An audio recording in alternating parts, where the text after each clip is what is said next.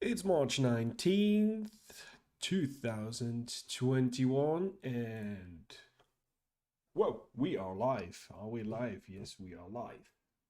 Hey everyone, welcome on this Friday afternoon here at our happy place, started frame one.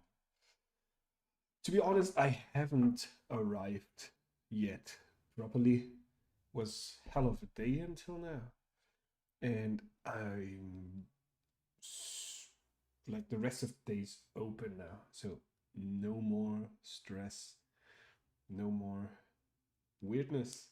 Well, we will see about the weirdness, but anyway, really happy to be now streaming, focusing on some fun animation together with all you guys out there who probably, oh, maybe gonna join the chat live, watch the video afterwards, however you feel more comfortable. And if you watch, why not hit the like button, drop a comment, follow, subscribe, print t-shirts with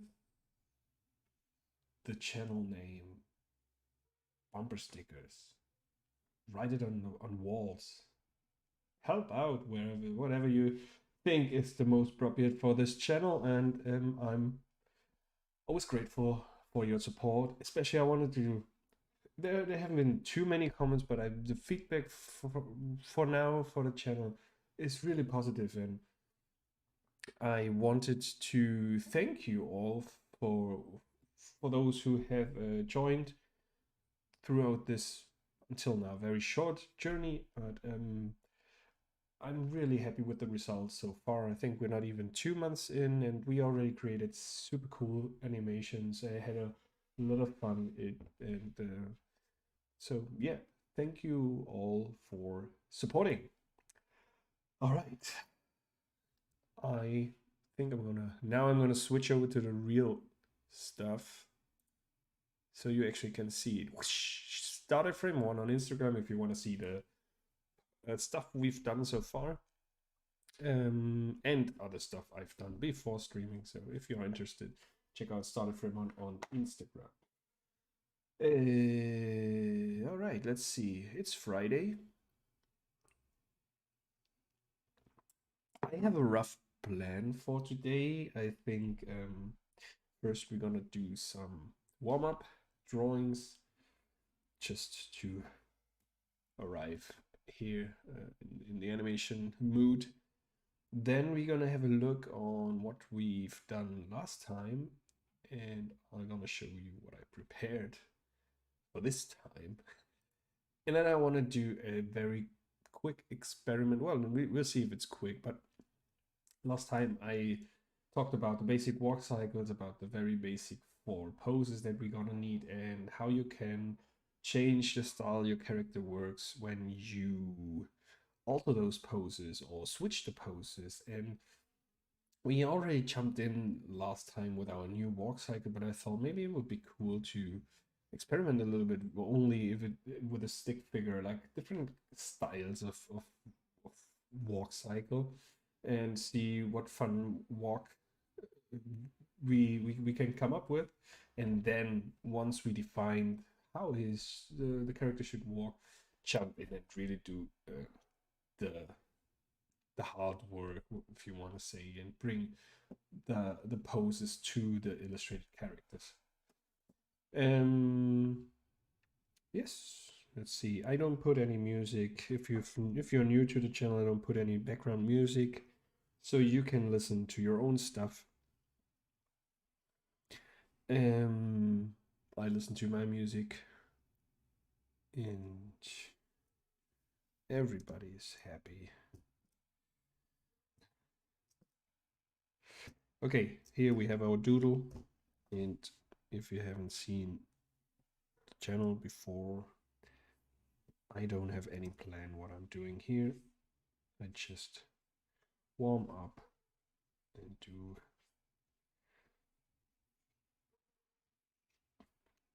lines, and I already see what I'm doing here.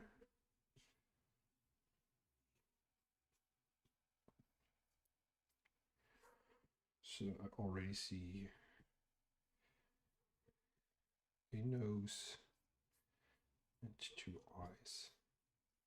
I'm wondering if I'm not really wondering, but it's really fun. Like I suppose if you would have shown the few lines that I just drew and figured I see a nose and two eyes, what landscape artists would have seen in those few lines.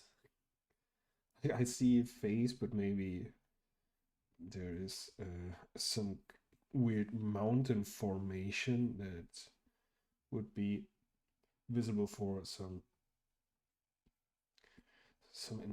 environment artist. So what else? Like like a car engineer or car designer would have seen probably some kind of a weird vehicle from the few lines I drew.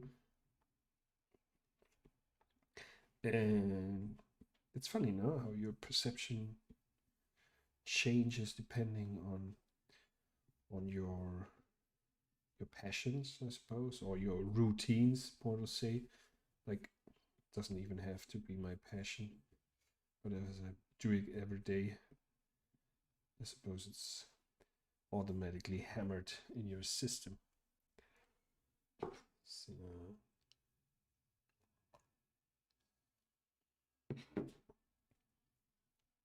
a particular thing that is, I think it's kind of known, or I don't know. Um, like I used to do skateboard. I still do it, but I've never really been good at it. But anyhow, like you still have a mindset of a different mindset when you see architecture. If you've been into skateboarding or you still are, like you and it's funny because I never would, well, never say never, but I don't. I have now kind of a longboard, and I just go whenever my son wants to go with his bike. I join him with the board, but I would never think about doing handrails or curbs or whatsoever. Some weird tricks. But I still, every time I see kind of a interesting architecture, I think my first thought unconsciously is if this is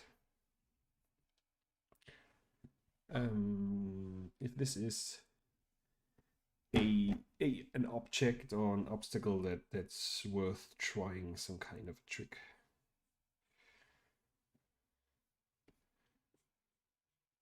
You know, with the googly eyes here, I always, it seems like it's always like this, getting these whiny lips. You know, when cartoons start to cry and then their lips get really wavy. Yeah. Let's see here.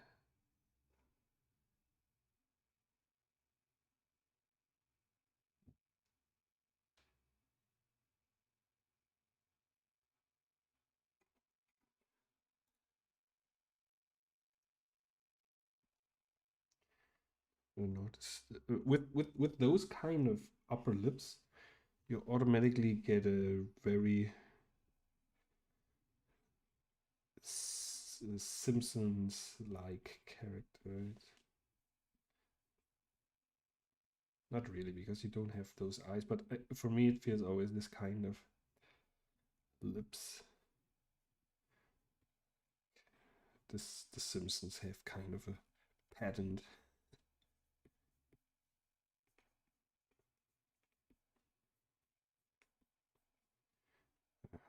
Okay.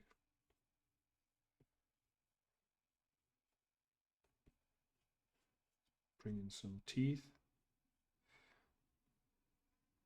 Now it looks kind of a golem. It's,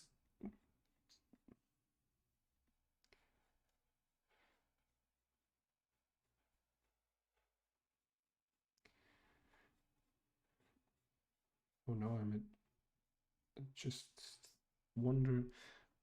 I purchased a online course of a class for facial expression, and I think, and I pre-ordered it, and I just came to the thought that I think it's already online, so I'll have to check it out.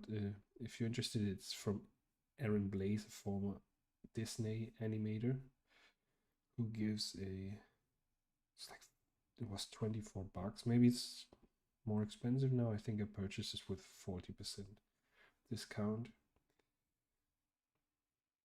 But yeah, let's see what's in it for me.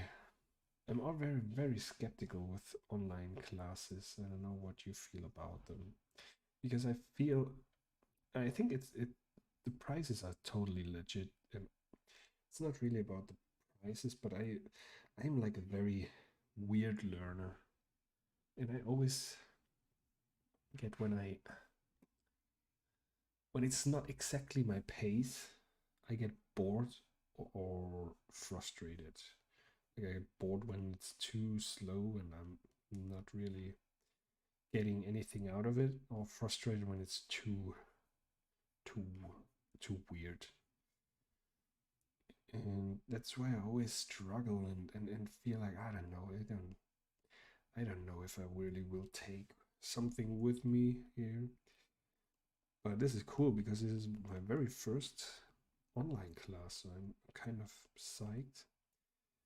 And I'm not really sure how to,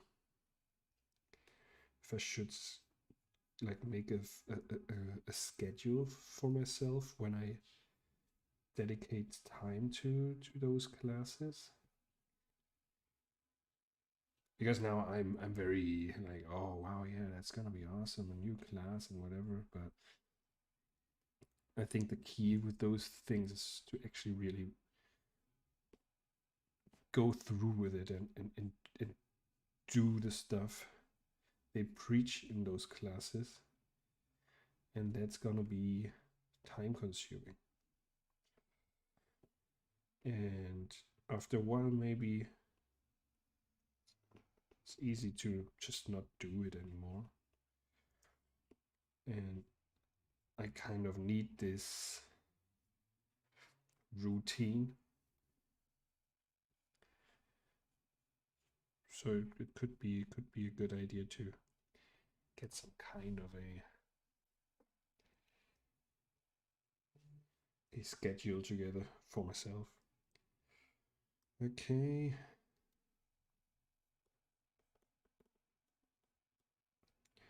What else could we get in this character here?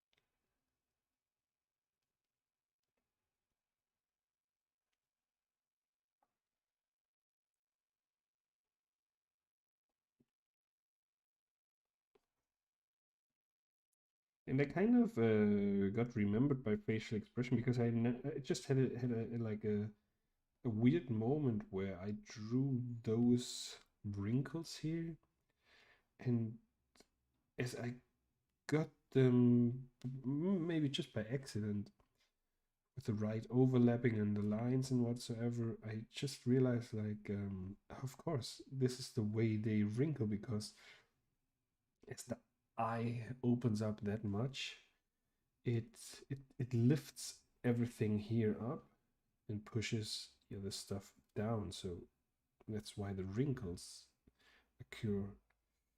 And that may seem obvious to some of you. You just sit at home and say, duh. But I kind of maybe was. Uh, I knew that, like in theory, but it was just a moment where I suddenly saw, like, all right, okay, that makes sense. So, and I feel this is always a moment where you, because in some way you understand anatomy in those moments, I think. It's not, I don't know if it's anatomy, but like here it's just, how you would call this. Like you understand the muscle structure here, or the whole, how everything works together, because everything is affected within the face. That's something I read before. Like your face is super flexible and stretchy, and everything you move affects in a certain way, in a certain amount, um, the rest of your face and where it's moving. Good afternoon to you, Jack. How are you? Nice to see you again here.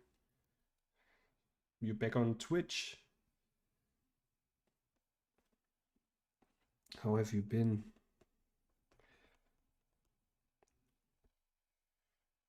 Um,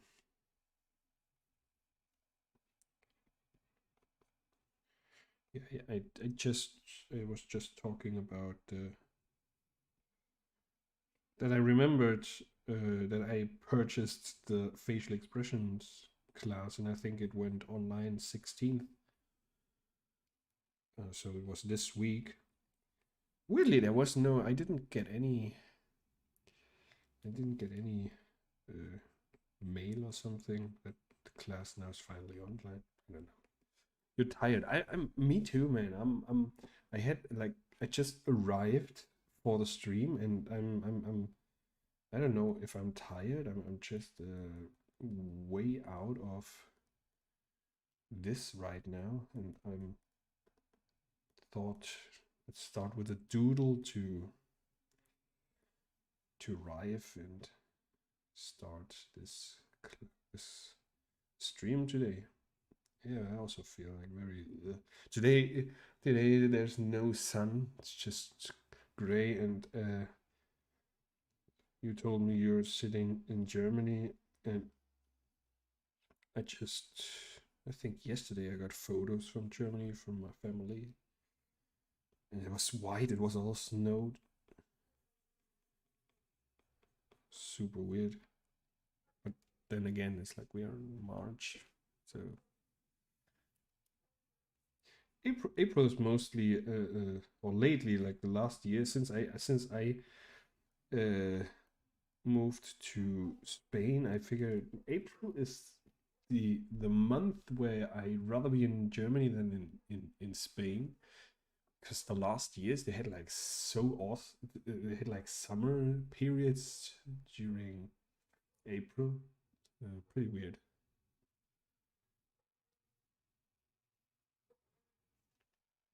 Oh, the vaccine news from Germany. Yeah, I heard some stuff there.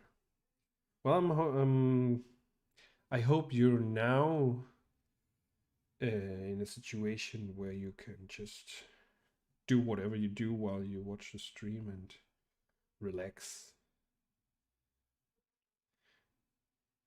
and join me in the happy place. So,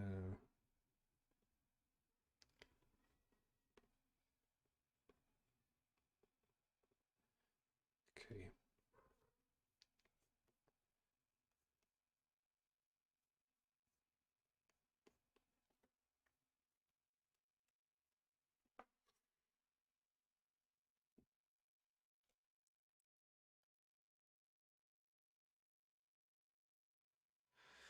Oh, she missed two appointments. I that is kind of bad, right? Because I heard something like when I don't even, I'm not even familiar with the whole topic. Like I blended out completely. I'm definitely not one of the first ones standing in line for it, but I heard that you only get an appointment if you accept both vaccines or both appointments or something like that. Well, I don't know. I'm planning on visiting family soon, but who knows? So where's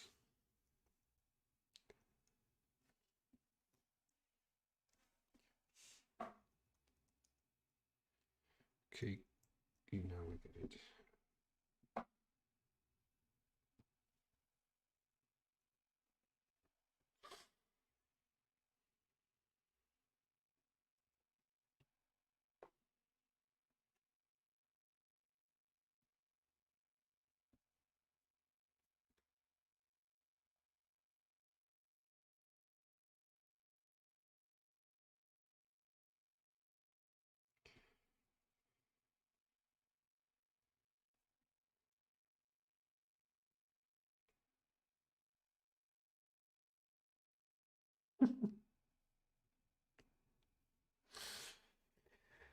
Yeah, lovely paperwork. The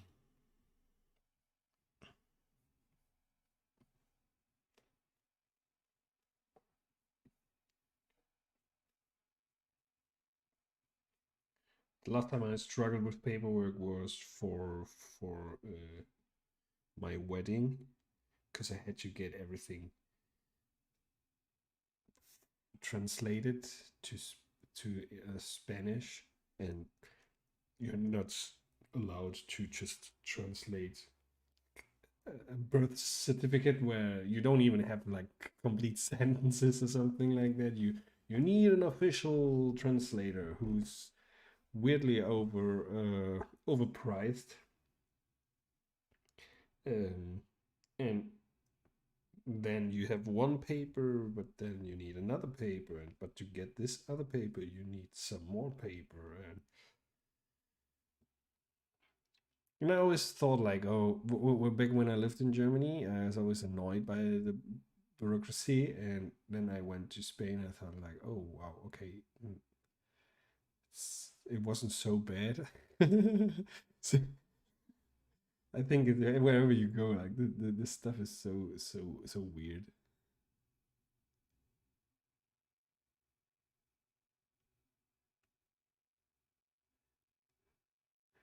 Yeah, exactly. Yeah, so Jake, you know what I'm talking about. So yeah, it's yeah, like weddings are tough. It's like whatever you, it's like suddenly everything is ever like normal prices multiplied by three or four, just because you say it's for a wedding. I remember like during all the preparations, I thought, oh man, I have to get into this wedding business because it seems like there you can. It's like an airport, so where prices suddenly are just you can charge whatever you want. Like reality doesn't apply anymore. So yeah. All right. Okay, so that was part one of the stream. And now we are getting to part two. Um, and for those of you who just joined, parts like the structure of our stream today is the warm up doodle. This is the warm up doodle. I won't go any further with this character. I don't feel like it. I haven't developed enough connection with this guy. He seems like not the kind of guy I want to spend my Friday with. So we're gonna leave him be. We're gonna relieve him to the ones and zeros of the infinite spaces of my hard drive. There you go. Okay, so let's see what we have here. Part two is basically reviewing what we did last time. So that's what I'm gonna do. And this is the weird stuff that we had. And it's not looking good. Absolutely not. At least it's nothing I would want to go further with. That's why I spent a little time with the poses. And I started off scratch because I don't know. I didn't get the we had quite some problems with this leg here as we wanted to twist it in some way, and the poses didn't really work out.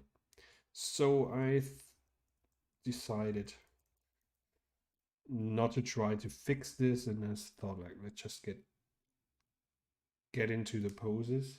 Let's fix those two contact poses and then see from where we go from there. And where do I have? So I exported those two poses, and let's see if we how we can bring them in. I create a new layer. Import animation frames. Could be that the frame will directly go to a new layer. I'm gonna add some images here.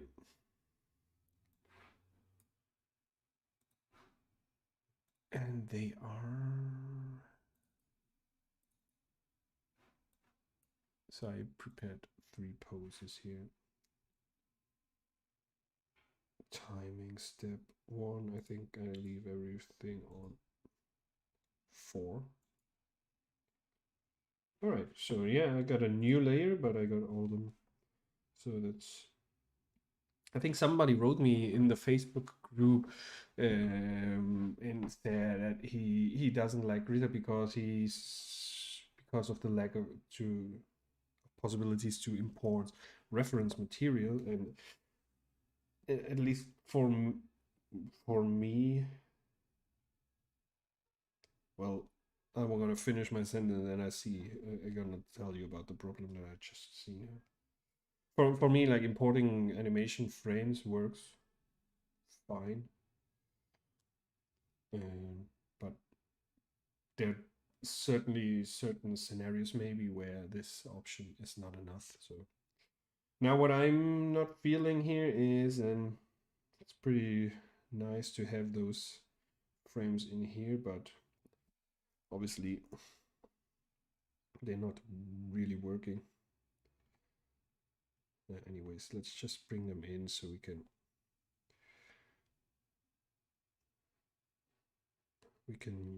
have a look at the poses that I prepared or worked on to find my peace of mind.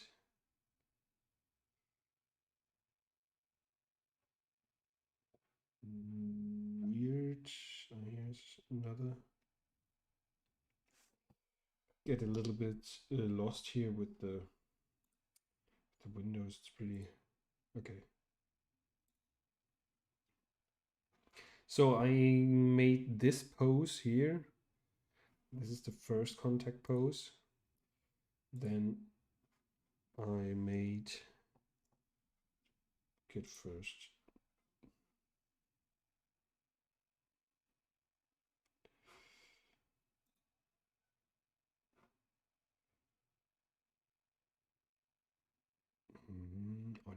Onion skin. Yeah, I have my onion skin window on the other monitor because I feel like I'm not having enough space here.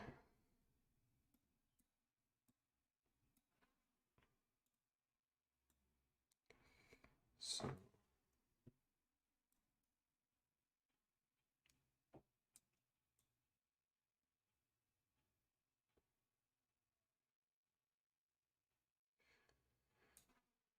and this one here is our pass position.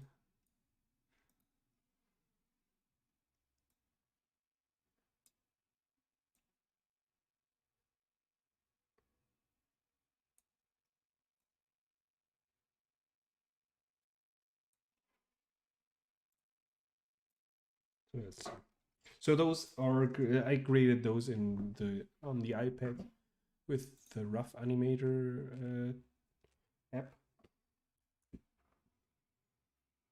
and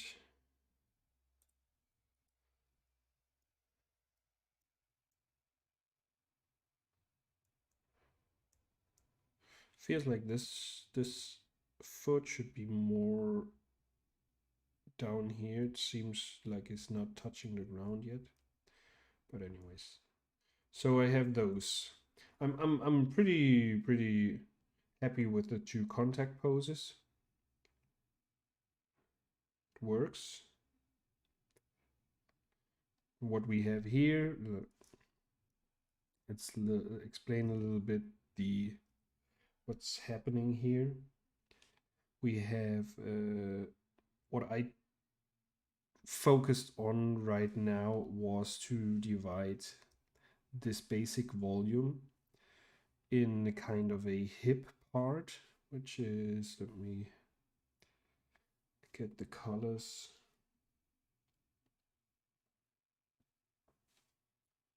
So we have one leg that is extend towards the front, which means the hip follows the leg. And so the whole hip part rotates into this direction. So this hip here moves to the back, and that part over here comes to the front. Okay, so the shoulders, they move counterwise. They go like this, which means this shoulder comes a little bit to the front and that one goes to the back. So you have those rotation in the shoulder, and the rest of the body basically follows whatever this here. I don't know how far we go into detail here, but this part moves as well, like so. It could drag behind a little bit, so it's not that much rotated as this is, because the pure force of the rotation comes from that body part, and this one up here basically just follows the rotation, and therefore maybe the force that rotates the upper part is not that strong anymore, and that's why it won't rotate the whole way as it does here where the force is happening or the rotation is happening.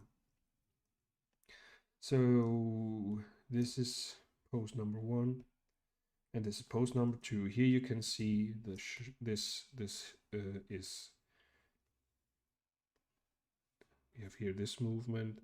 This hip came to the front, while this one here goes to the back. And we have a counter movement up here. Oh, let me see.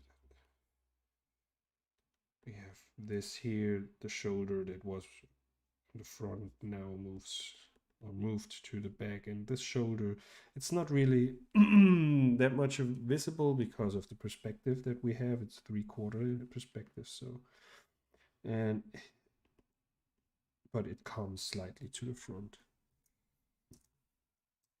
And I also had a look about, like, when you watch what we had before, this was very static. If you watch that tube compared to this one, here we have a little bit more dynamics in the pose, and makes it more like you already feel in the still image without the animation that there's movement going on. And I think that's important. So this is part 2. Let's take a look at our pass pose. So this leg here is gonna move to the back. This one here. Now we have it here, and it's gonna continue, while this one is kind of doing an arc. It was before, it was here in the back. Oh, quite. And now he lifts it and then brings it down in the front. And the arms, this arm gonna travel to the front and this arm to the back. counter movement to the legs.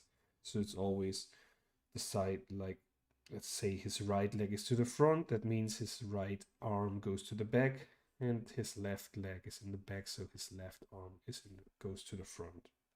That's a very important thing to have in mind. It really gets into your head quite easily after a while, but at the beginning, when you're not really focusing on that, it can happen that you just draw a walk cycle and it feels in the moment, it feels kind of right, I think, but then you get more and more into it, and suddenly you realize that, oh no, the arms, they're not moving in the opposite direction as the leg, so it's gonna look weird. It still will be like a kind of a walk cycle, but something seems off. And if this isn't your intention, so take or focus on that. So the arm starts to go to the front, and here we basically have already the movement. What we do here, we break the joint of, like, we have here an impossible pose. It's not impossible, but it would hurt. And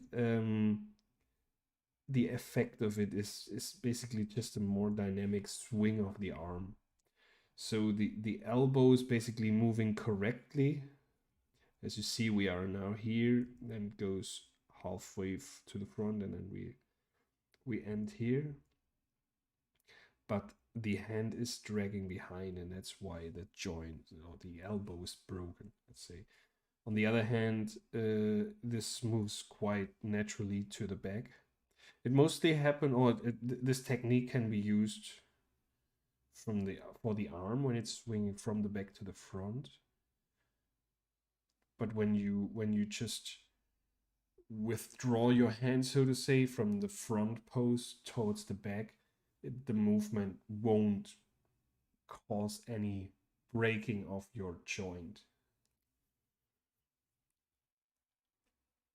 So this is what we have so far, right? So we could continue from here on, but I thought it could actually be interesting to get more into a quick, rough um, experimental phase where we actually define how our character walks, because I just started with the contact poses and then went to the pass pose. As always, probably now I would go with down pose, up pose, just in the correct order. But last time we were watching a basic walk cycle, and I was telling about the possibilities to alter those walks by just changing the order of the poses and experimenting with it. And I think we could do that with that character to save time and effort, and not lose like energy in things that don't make sense. It would be ridiculous to work out different walk cycles with the such a detailed version of the character as we already have it here, although it's not detailed when you know how the final character is going to look like. But I would even make it more simple and don't even get into the physique of our character and work just with a stick figure, because then afterwards we can use the poses of the stick figure and translate it to the physique of our character. Let me see. I gonna open up our character as he should look like in the end.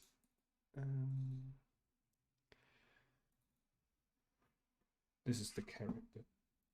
So we are still quite we like we have quite some elements we have to add in here. So I wanted to do that to just now try weird walks, and once we have accomplished a walk we are happy with, then we're gonna start to apply it to our illustration. Just to switch a little bit of the routine and make experimentations and have fun with it, basically. So I would like really just let's get into the physics. Why not? Let's build, because then we can also experiment a little bit. What about the bending of the body? Would it be cool if he's he's bent towards the front, towards the back, towards the side, whatever. So I'll do it from the side as I feel most comfortable with this perspective, not to use the 3/4, as this is the first time here on this experiment is the first time I use this perspective on a walk cycle, so I'd rather do what I'm familiar with. And I try to keep it stick figure-y so we can use the drawings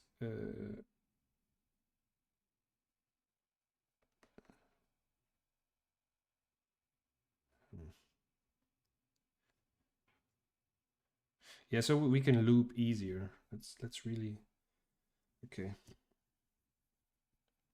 We're gonna see how far we can break it down. Start to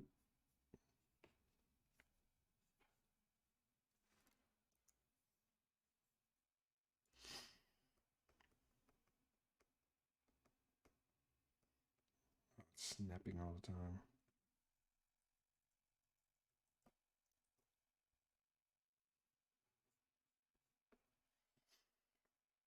So let's try to work with something like that from on.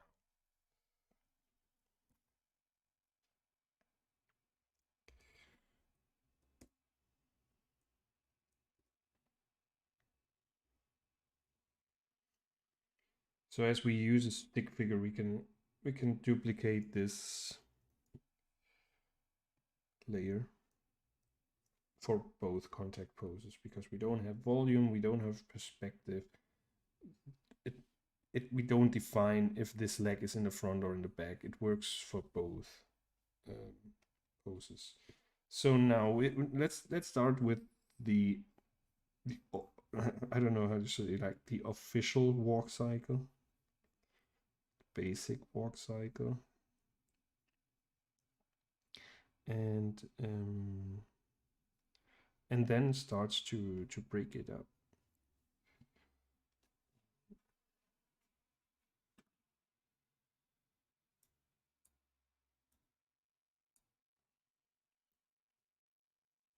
So a little bit higher here. Let's break already the. Okay, yeah, that's the thing. Now we cannot break the joints because we want to use the same pose.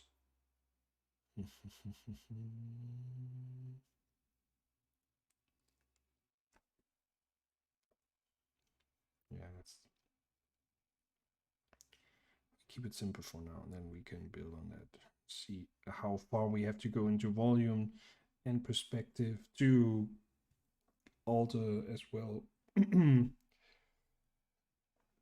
other elements within the walk cycle. I'm gonna get more into detail with this.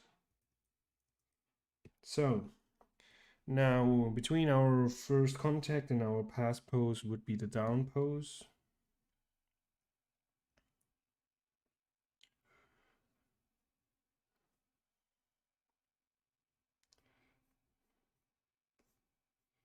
Here I want a little bit more bend,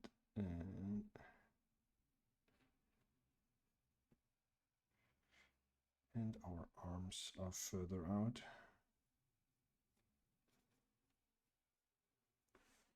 So we have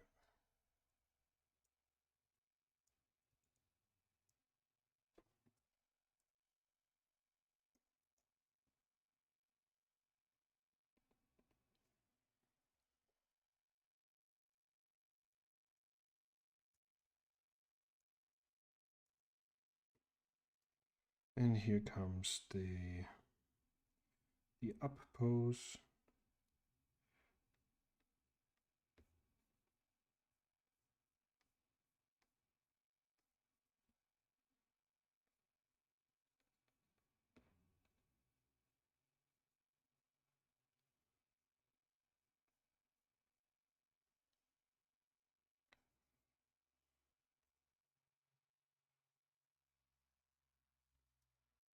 So now I play it till frame 14.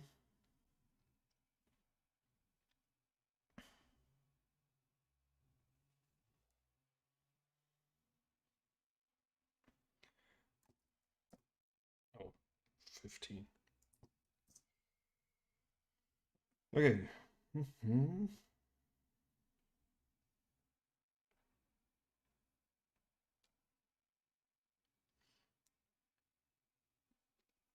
Does this go as a walk cycle, looping? Yes, I think so. But that's the thing, like basically I only see one step and then it jumps backwards to do the same step again. I don't see the two steps, so we should probably draw both steps, if you know what I mean. And then as well get a little bit more details with it.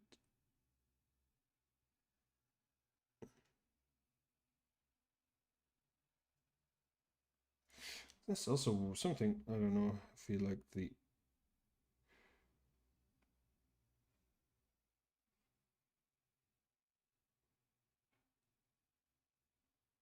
it looks weird because of the stick figure thing. Okay, now let's build on that. Then let's animate both passes, both steps.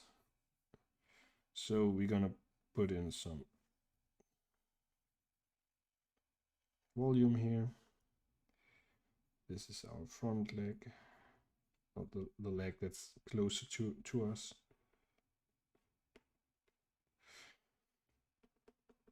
And this one is in the background.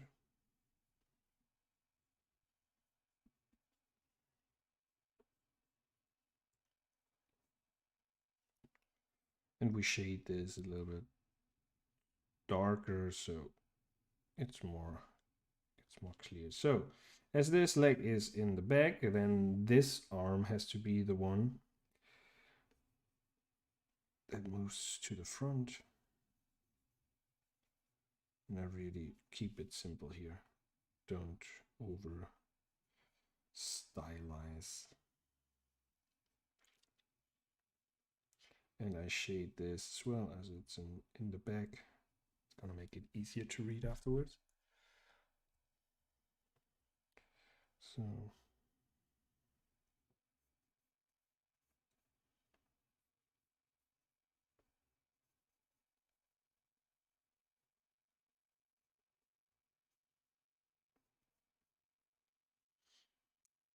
this is the leg in the front.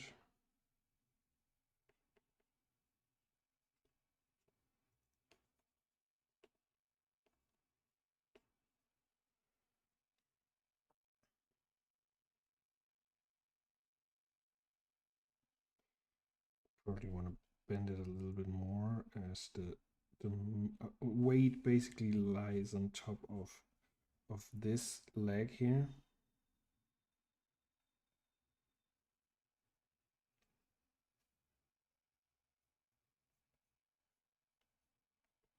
Okay. So this is the arm.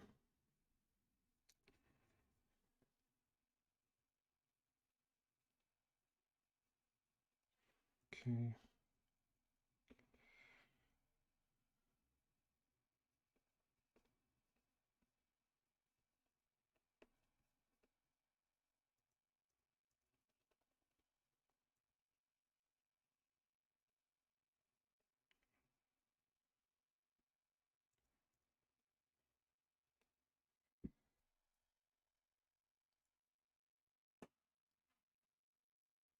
Oh, and here come now. Oh, check it out. I'm just remembered. I have some eye candy for you guys. our last season, if you want to call it like this. Our working walker on 9 to 5.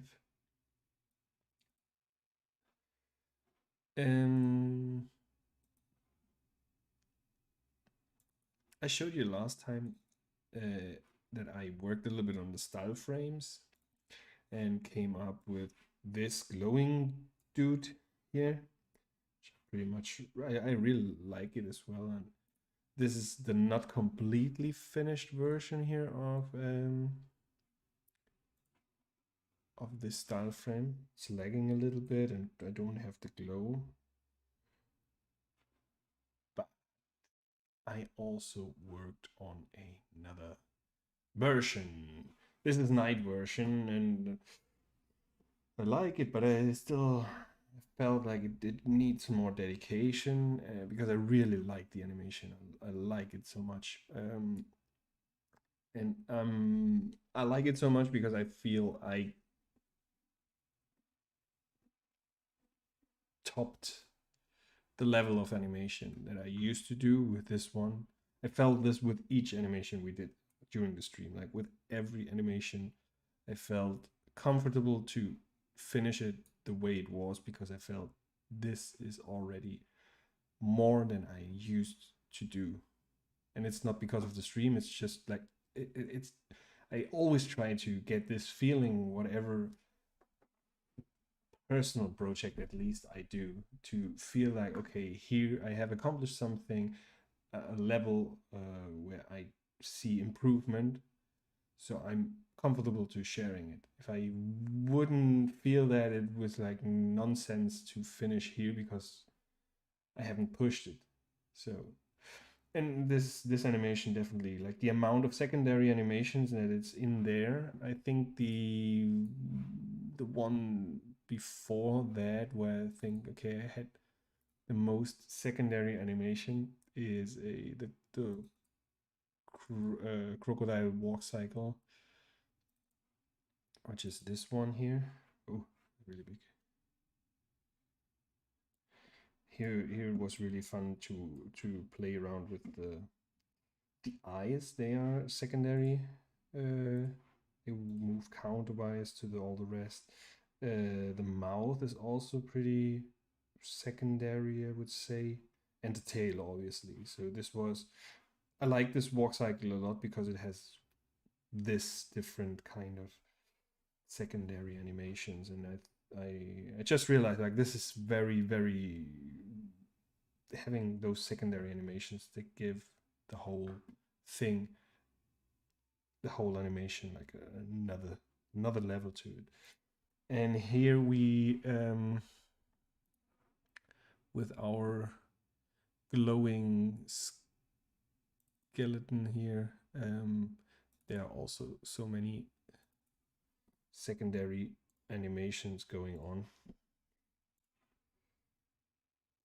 So I thought, now I won't stick with the glowy style. I'm gonna do another version of it, and that is it. And because it's not glowing, I've lost myself in adding more and more details. So sorry for the lack of the loop. So far, it is gonna loop fluently without any problem. And I came back to quite warm colors, a lot of red in here, but I stick with the greenish turquoise, which I'm not really comfortable with, but here I think I could accomplish some kind of a palette that is working for me.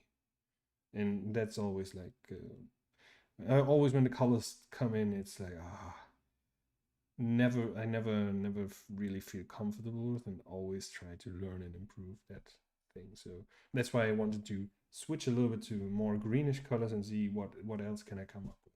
So yeah, And yeah, I added quite some details here. We have the highlights, the glow a little bit, we have the hard shadows. I even put in this, let's call it a soft shadow here for the volume, as it looked quite plain.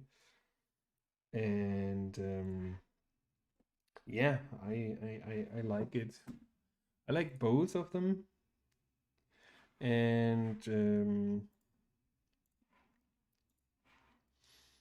yeah, I'll see what I can do to combine them or whatever. I'm not sure yet. But yeah, that is the eye candy for today. And so that's why I thought, let's experiment a little bit from the beginning on with walk cycles and see how we can push this one to a level where I feel that I've never been there, right?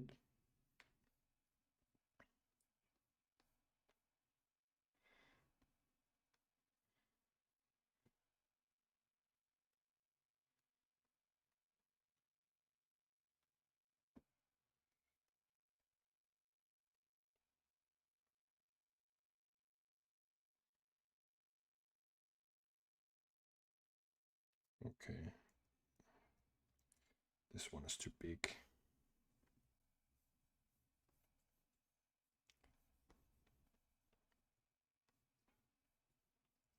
And here you see, the moment you get off the stick figure and bring in some volumes, there are different tasks. So you want to keep those volumes kind of consistent, and so don't overcomplicate it at the beginning, and really get first into mastering those seemingly easy walk cycles. But I feel there's always, it's actually like the art to make this simple shapes look awesome, because then you know, you understand. Well, look who's talking. But it's fun, like to get these very simple shapes, and try to achieve like a very organic. So this one, an organic movement. Let's finish sentences before we continue with the next one. Okay. So I move this window as well out of here. It's a little bit too messy. So if you work with Krita, you probably want to have two monitors. Or maybe I'm just super spoiled. That may be as well uh, the case.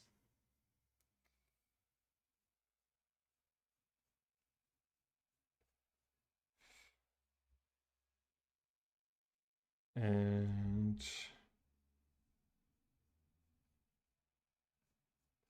here, the arm, this arm in the front starts to move to the back.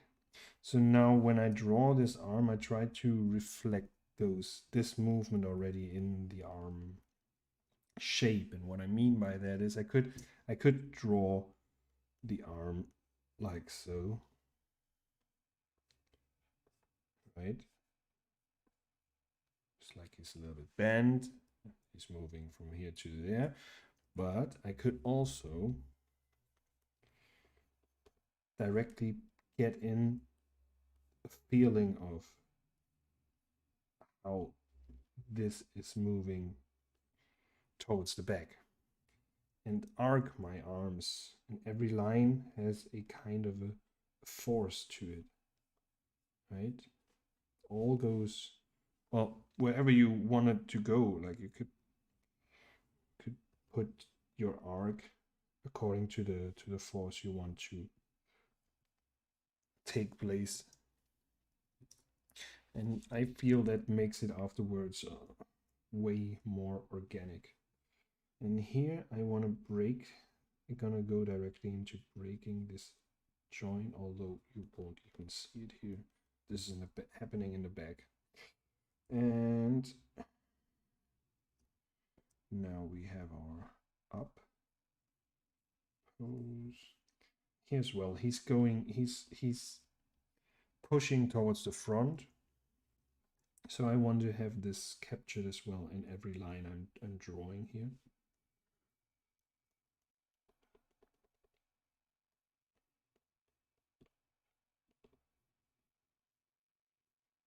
Okay, see if we're good with the volumes. It seems a little bit too thick. I think as well, like he's shooting up, so there would even be some kind of a stretch which makes the volume larger but thinner.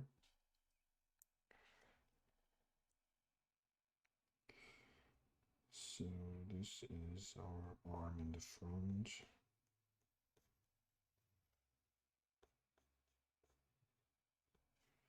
This one goes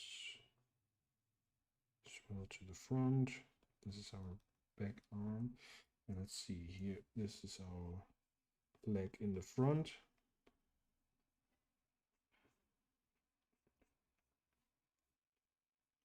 And here the arcs would be the other way around, because the force is like he's pushing to the front. So we're arcing our lines this way.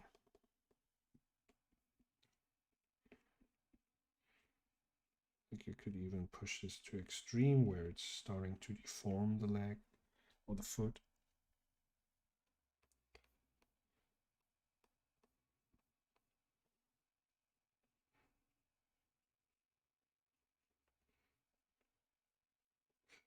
And for those of you who are watching or have seen other episodes of the stream, may start to be annoyed by it, but this can be. I learned this technique with the arcing and the force with the YouTube channel Force Drawing with Mike Manetti, and I can really only recommend to check out his channel and have a little bit of a look at this technique, because for me it was a huge game changer. So this is our contact pose again, but this time the legs are positioned in the opposite direction.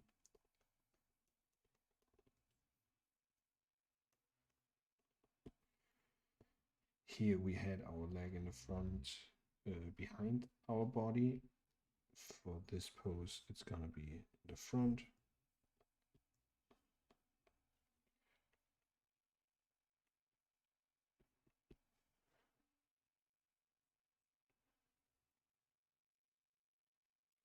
And this here is in the back.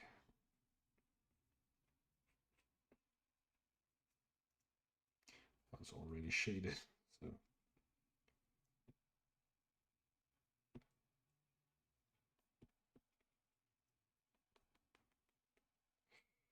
Okay, and the arms. We go something like this. A little bit too long here.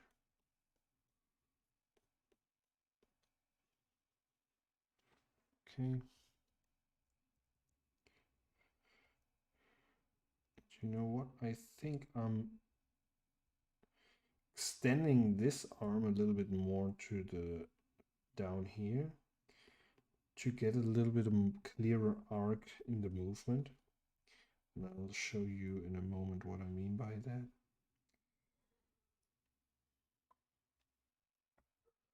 So we are, this is our, let's say our highest point. Then we go down here.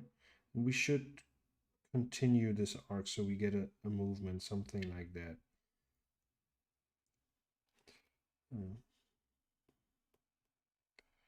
Those arcs also really help to make the the walk cycle feel more organic.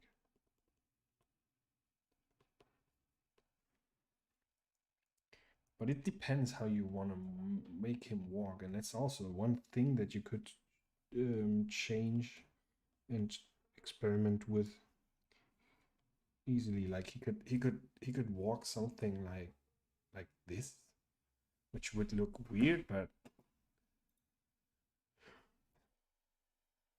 like look at I think like with the walks it's not even that obvious, but have you seen people how they jog? Sometimes you see people jogging and you think like, doesn't that hurt like the way you run right now? And I feel like if I'm when I'm jogging, I also always feel like I think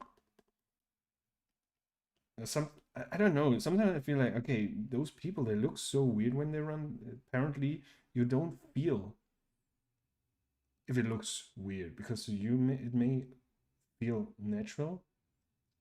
And then when I go for a run, sometimes I think, is this the right way you should move? Is this like, after all, well, you should run whatever, however you feel comfortable with.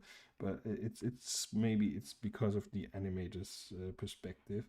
Sometimes you're observing your own movements and or study your own movements. And yeah, in the walks, when people go jogging, I've seen quite some runs or joggers looked kind of completely off. And then still, there's so many different ways of walk cycle, run cycle, whatever. But to start with a neutral walk cycle, let's keep the arcs in place. Okay, now we have our step complete, but you see it's just one step. And that is all right. So now get in our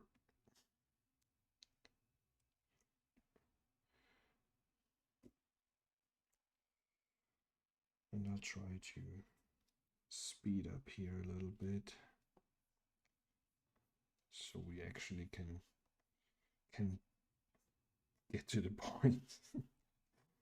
So let's see, it's this, the leg in the front is here, this is the leg in the back.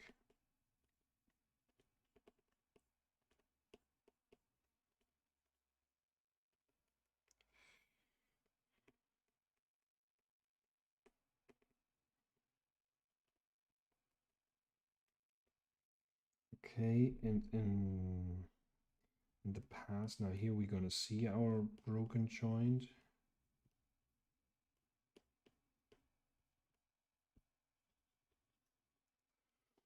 And this one.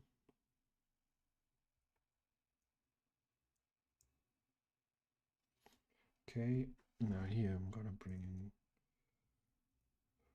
4 more frames. I'm gonna get our down pose. Okay, now let's see. Problem is when I have certain windows of the Cintiq, I only can reach them with the mouse. And I prefer to use the mouse as little as possible.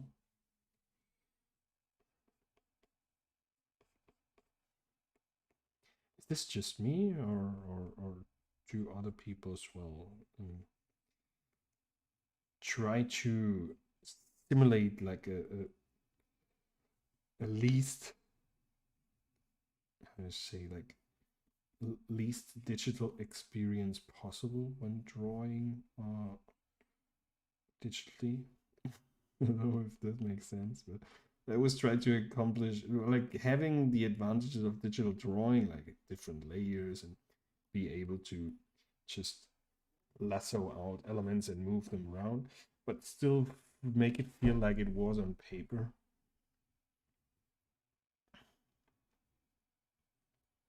I don't know.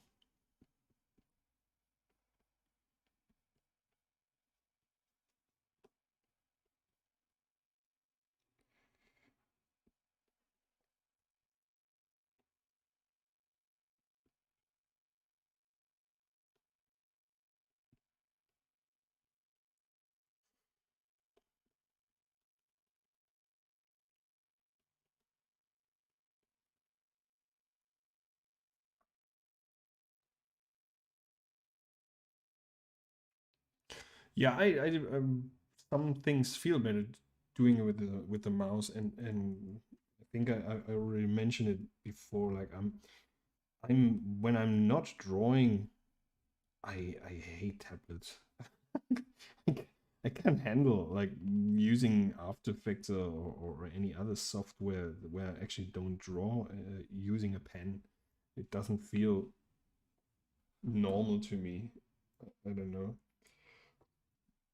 So there I always feel, and I actually I like it. It's not that I'm against the mouse, because I sometimes I really enjoy that when I work with After Effects and then just clicking, and that's cool with me. But when I draw, it feels like I need.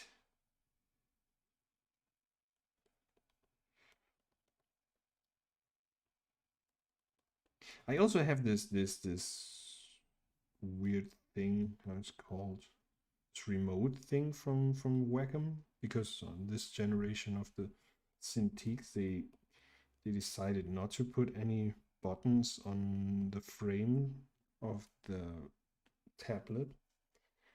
So I have this. Where is it? Here. I have this thing here. So and I use it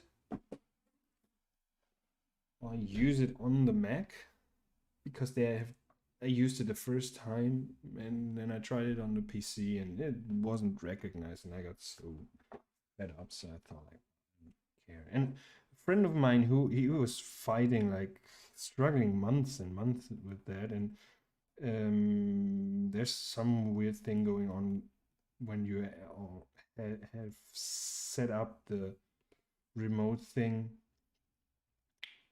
on another computer. Some kind of gets messy and doesn't recognize it and weirds out or whatever.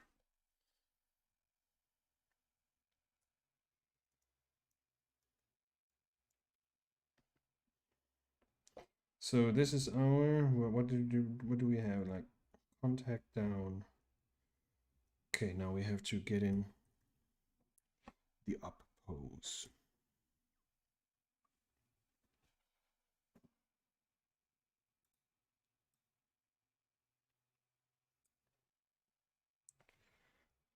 But I'm not really a big fan of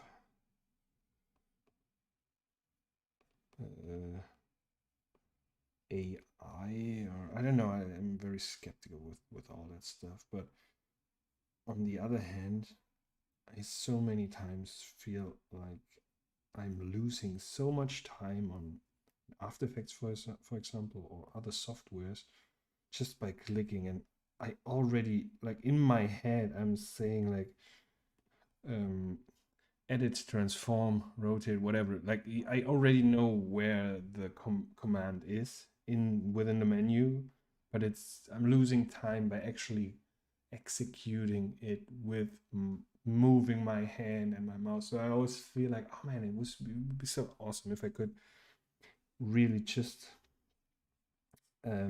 use the program with my mind. Like, as I know the commands, it's not like I'm saying After Effects like, hey, can you do this bigger? No, I say scale or attribute scale or whatever will be the commands. And I would just think them exactly the way like I would use the mouse, but I'm not using the mouse. Like my mind is using mouse, if that makes sense.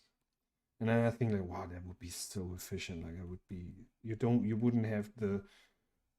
I think that's the biggest, and that's definitely going to be the next step where you're not limited is to communicate with your phone through your fingers, because it slows you down, and you have like it's just the interface, or yeah, the interface between this all this knowledge and your brain is basically the bottleneck of all that stream of information is your hands or your the the yeah the way you can access this information.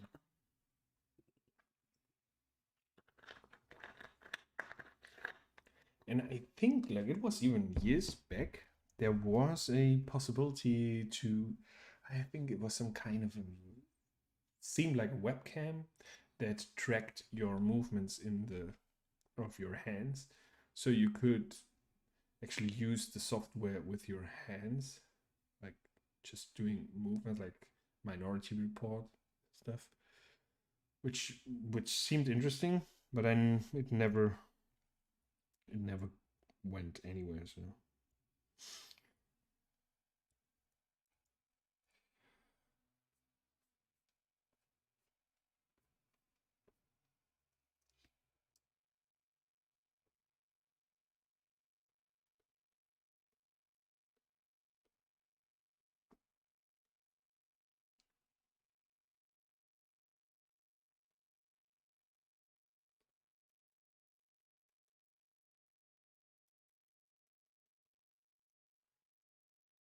okay, all right. So now we have, I think we completed our walk cycle here. We're gonna finish here. So we're gonna play until frame 32, and is frame 32.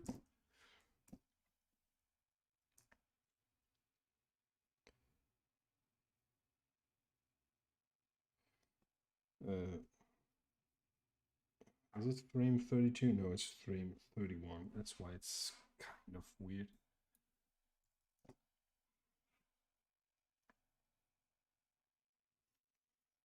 Mm, mm, mm.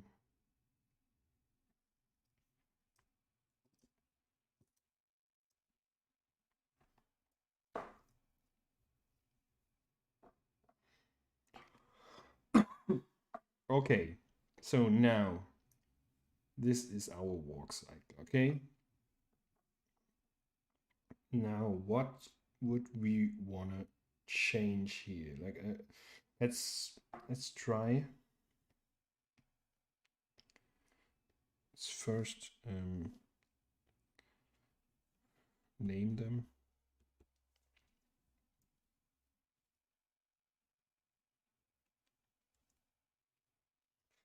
This is pass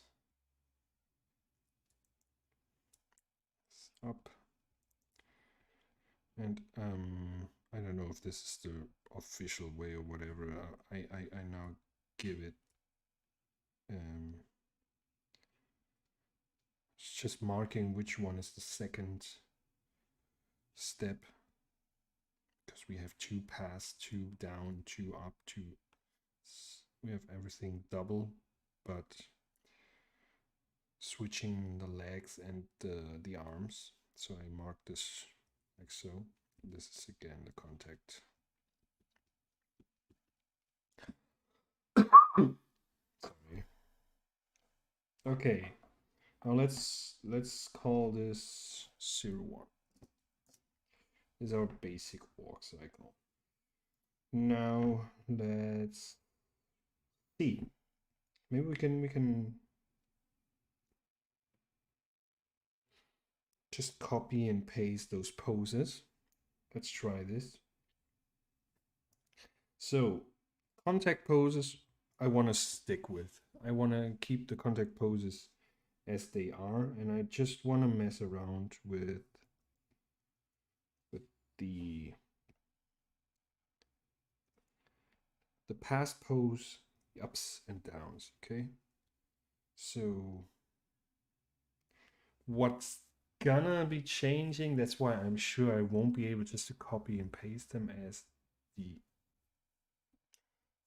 arm position may be off. Well, let's try this.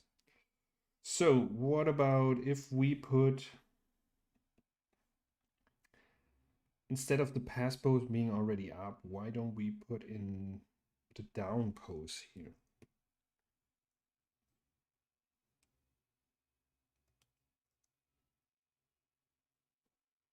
And this one goes here. Oh, sorry for my cough, but I'm still not completely recovered from my cold. Okay, and we put our up pose between the contact and our pass pose.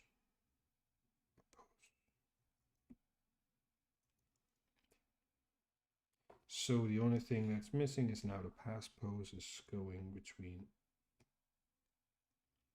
in here. So okay, let's see how this looks. I'm pretty sure the arms are completely messed up. No, they are not.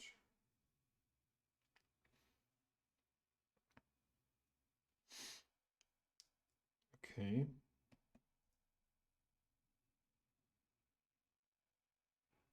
Yeah, they're messed up. They're completely messed up. Now this is what this was our basic walk cycle, and now here we just mixed in a weird way our poses. Okay, now let's have a look at that.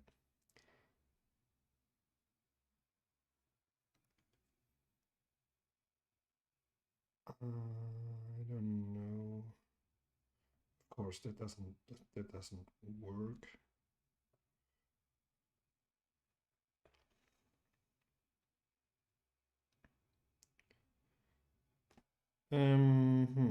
Okay.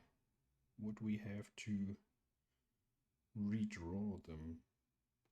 Let's see. I'm just keeping,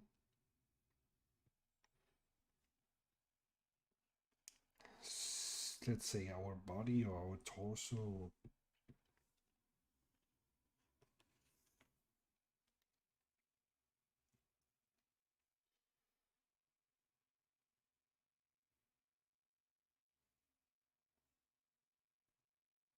Let's get rid of this. I think I have to redraw it. I'm just do the extra work because I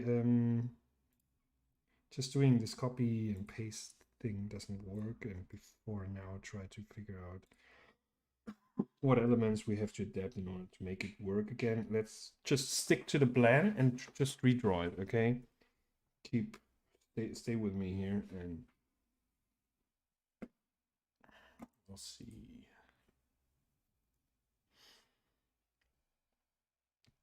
So now I want to bring in the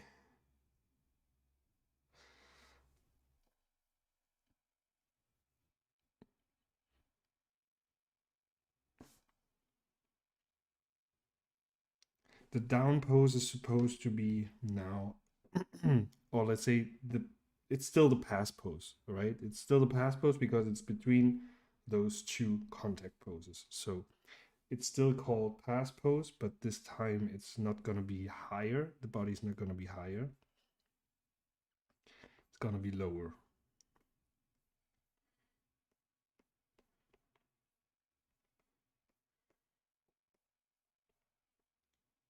Okay. And let's see what we have to respect here. Like normally the leg, like the balance of the body is on top of the leg that moves from the front, which is this one here. It moves towards the back. So in the middle here, the whole body weight is on top of this leg. So you see, it's you cannot only interchange the poses and suppose that it's working. No, you have to adapt it. Okay, so on the we basically do our pass pose. We do the poses of the leg here. Whoa, whoa, whoa, whoa, whoa, whoa. We use the legs in the position as they are, but we have to adapt them as the body now should be lower and not higher, which means we have to bend this leg as well. And this leg, as it's really not affected by, well, the level of of bentness. I don't know, like how much it's bent. It's not really affected by the overall position of the body. And let's see, like the arms, they still act the same way as they did with a normal basic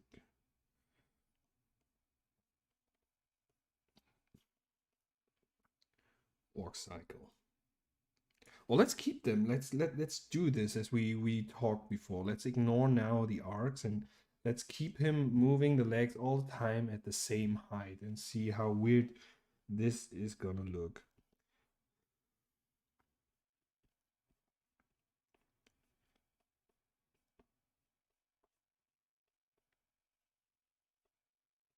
This is one and the other one is basically just in the back here.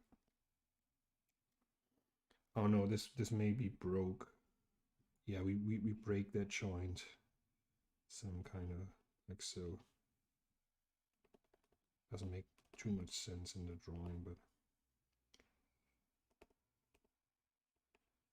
here goes the elbow. So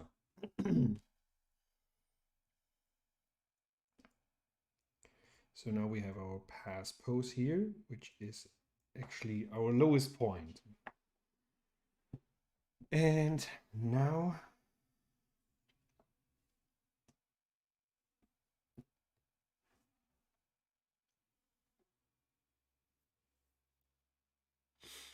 let's see. Now we have to decide if we put our I think before he goes down, well, he definitely has to get up first.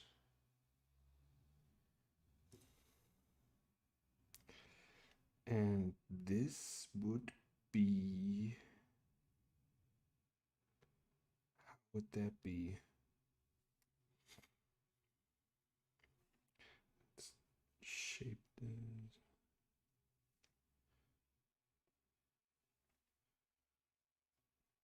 So anyhow, it is gonna be higher up.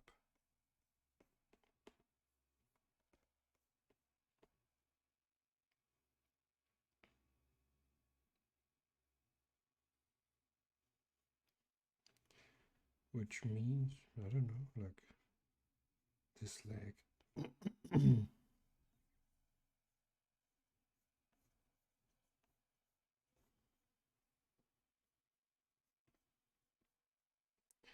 Wondering how this would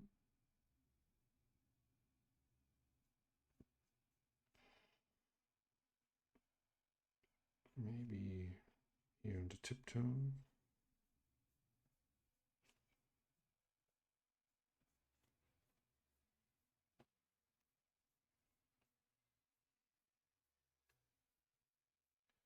Let's go through with those arcs.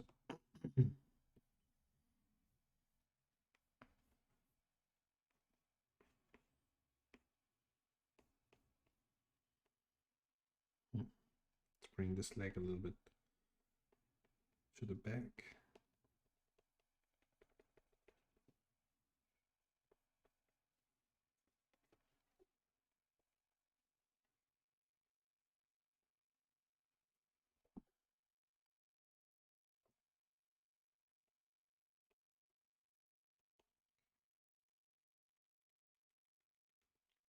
Okay. Looking good.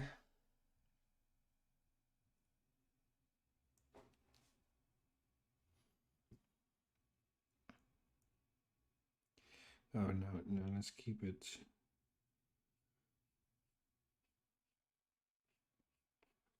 Say this is now where the arm moves further out.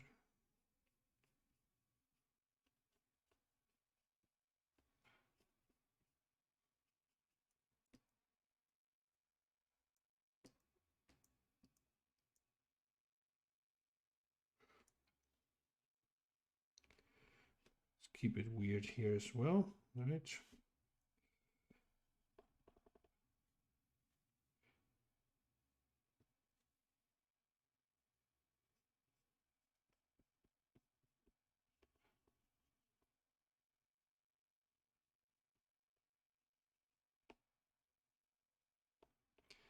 He probably moves his arms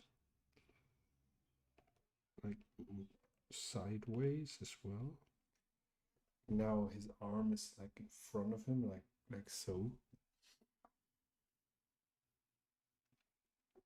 All right, Jay. Have a great day, great weekend, and thanks for stopping by, man. Have a great day. Okay. So this one would even be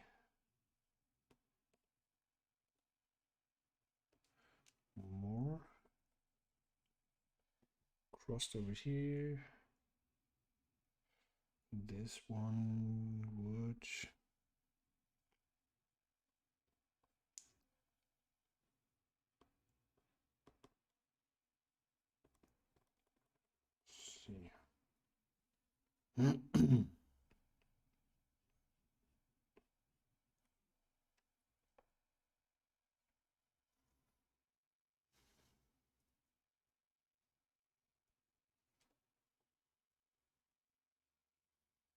This one.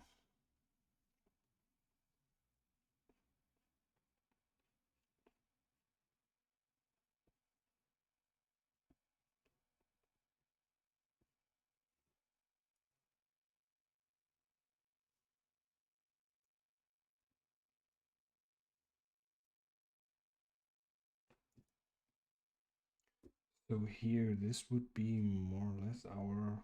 Oh well, this is the up pose. Okay, that's gonna stay actually where it was, but we're gonna change the arms accordingly to our new movements here.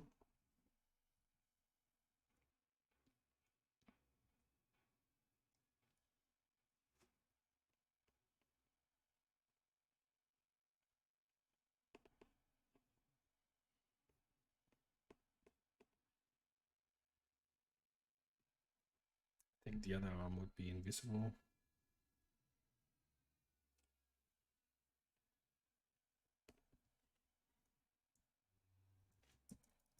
Okay, let's see.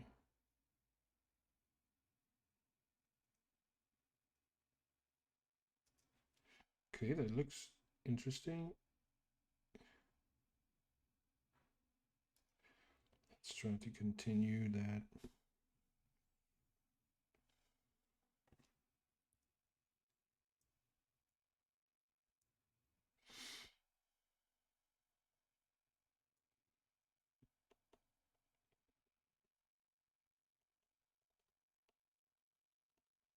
Now this is the leg in the back.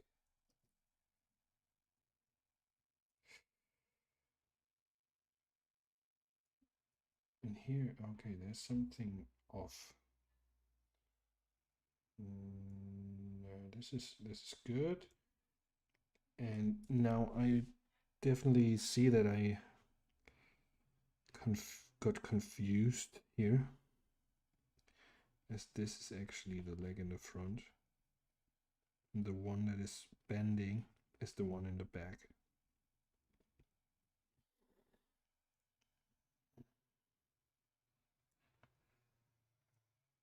And so this was correct. All right, and there was a mistake.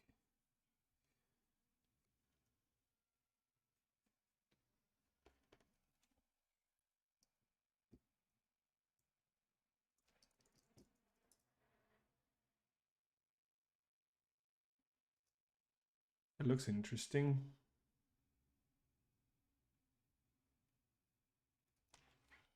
Okay. Now let's get the next down pose. No, pass pose, sorry, but it's gonna be the lowest point of our walk cycle. And now we are having this leg bend.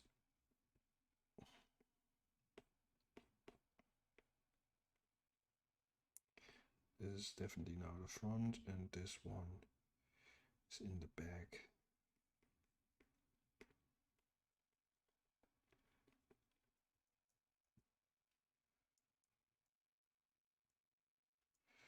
And here we're gonna get a little bit higher with our arms.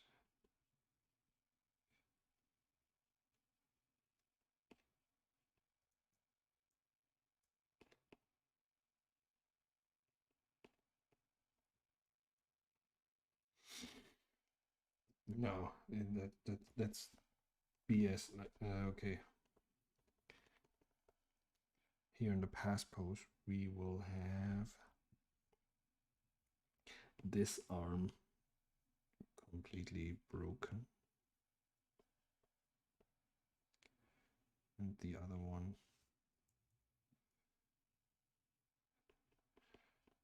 gonna move back.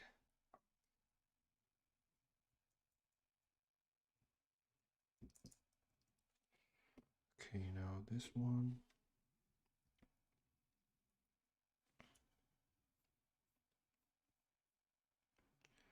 It's now getting higher here. And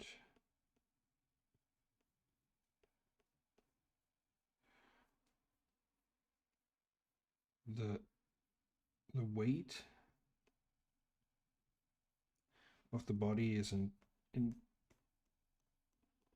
is over this leg, so it should be positioned accordingly to make it balanced. And here we have basically only the tiptoe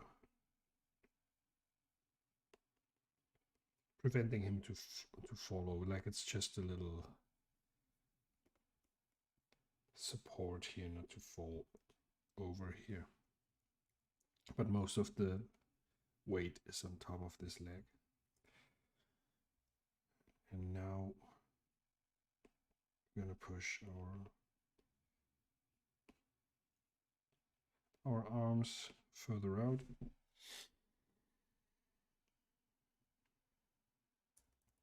And here comes the up pose.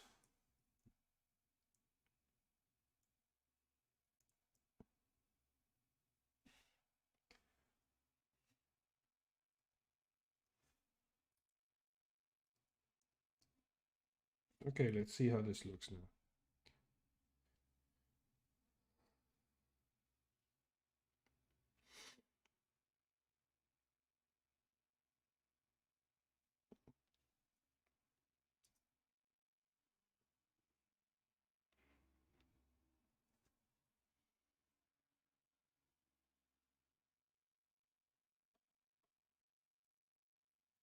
I'm exaggerating here a little bit because I don't see the breaking arm, and the arm in the back passes the body.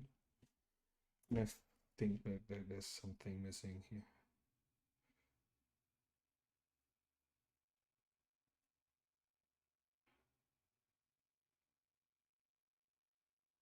It makes him walk way more relaxed, right?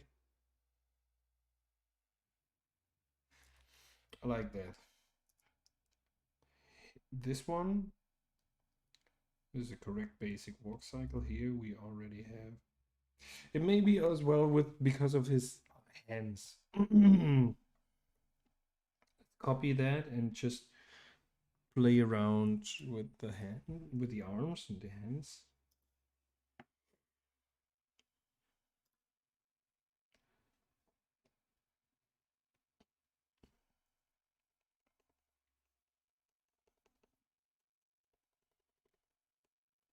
Let's move them just the normal, let's say the normal way.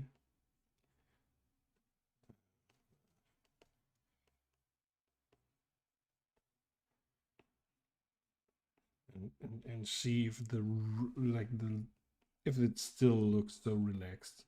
This is something to do with the, let's say the rhythm of the body movement, or because of the poses of the arms as well.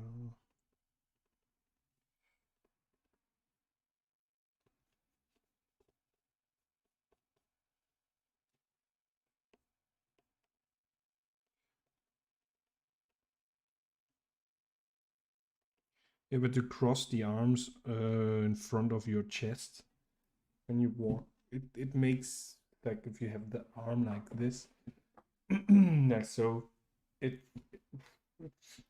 I don't know if it makes it more relaxed. Like seeing this pose now with the arms not crossed in front of the chest looks quite relaxed. So the arm in the back will be broken as it's been. This one in the front is less, maybe it's less exaggerated and we don't see it that much, but yeah, let's see how this works. So this one here is coming after the contact pose, so we want to push the pose of the arm a little bit further out compared to the previous one. And here we have it a little bit higher.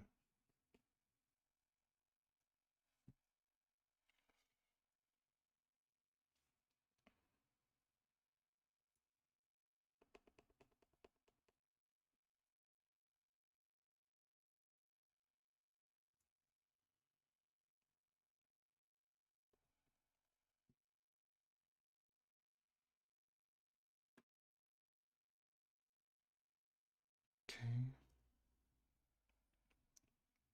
So I want to have this between those two poses that I see here in the onion skin. This one is just behind the leg.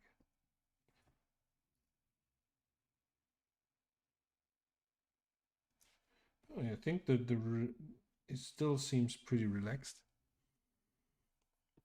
So it's definitely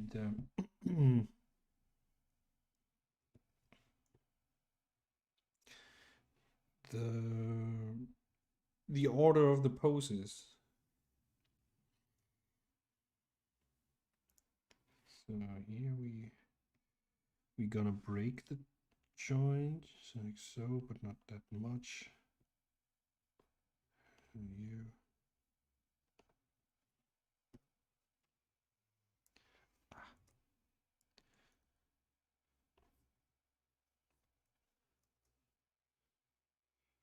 This one is coming after the contact pose, so the arms are spread out a little bit wider.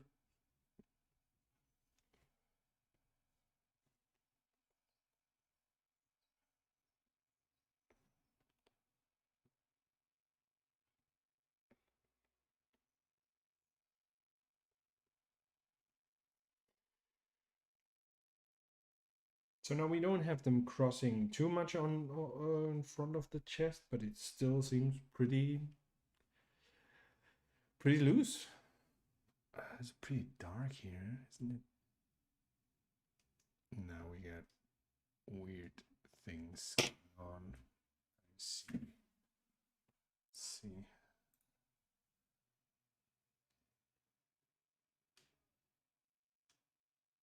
I'm not really sure what I'm bringing down here or up.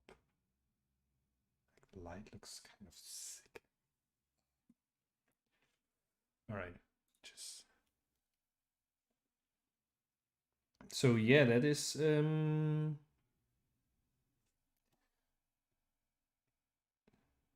pretty cool. Like to make, and once again to make sure what we've done here. Normally we have, let's try to,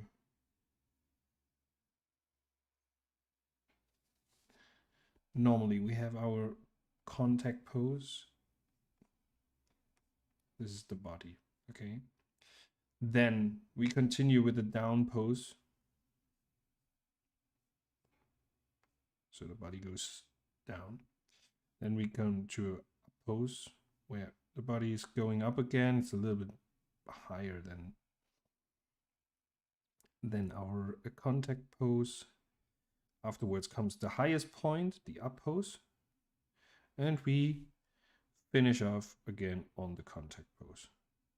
So you get this kind of a movement, right? Go down, up, down.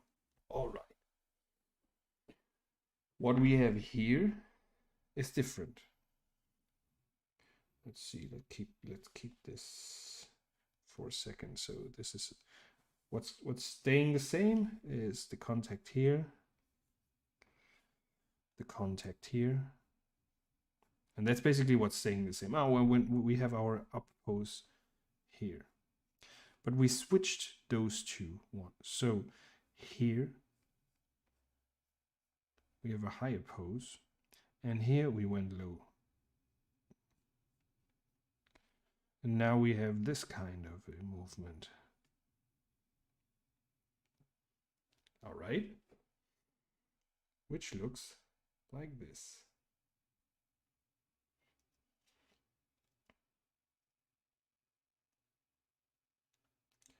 And here again. Pretty cool, right? So what else could we try out? We could do the same thing again, and let's now try a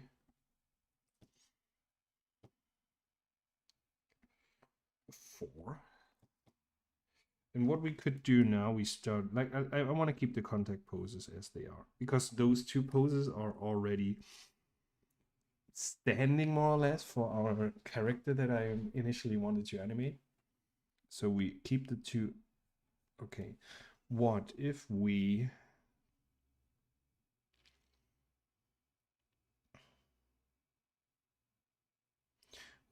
go straight?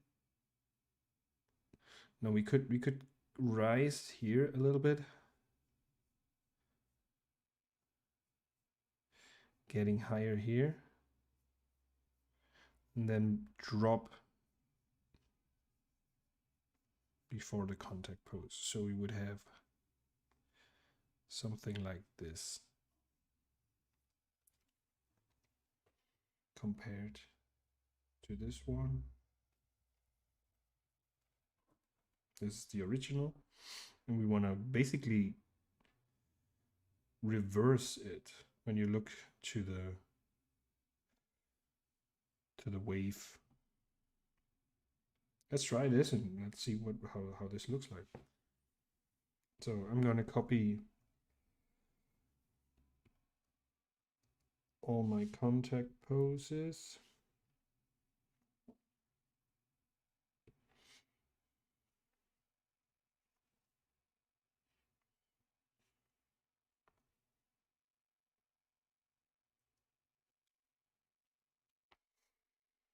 So now I want to go. What did we decide?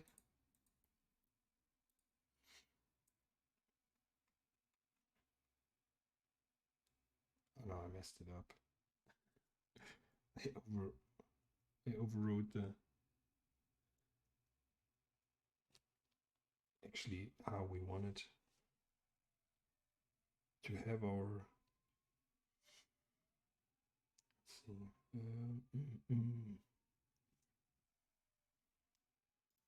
Yeah, it's a little bit weird in Critter here. So I duplicate this layer. So this is our, how we call that?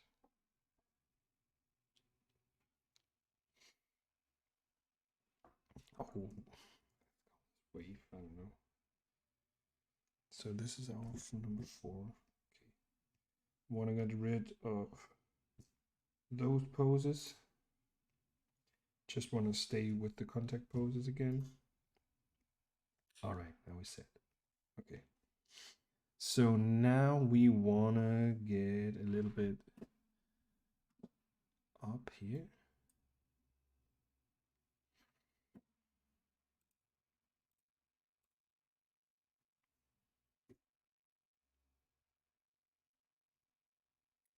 I don't know why I see. Okay.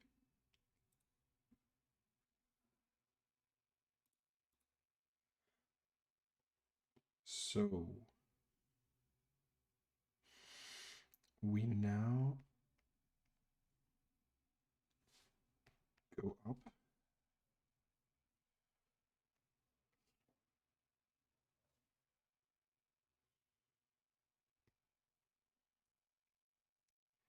We don't want to have this here. Okay. Hope you can still follow me here. Now we get up.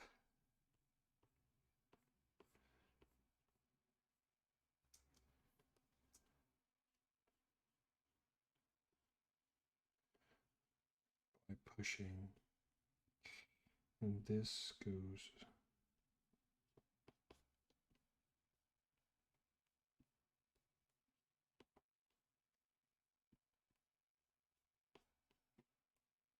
okay. So our leg in the back. The leg in the back.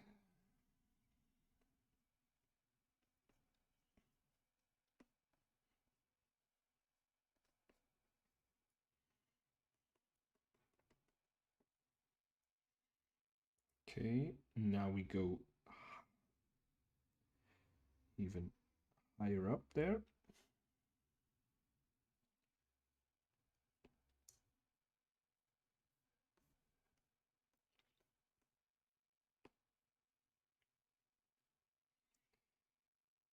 And this happens because this heel here starts to lift. So it pushes it a little bit further. And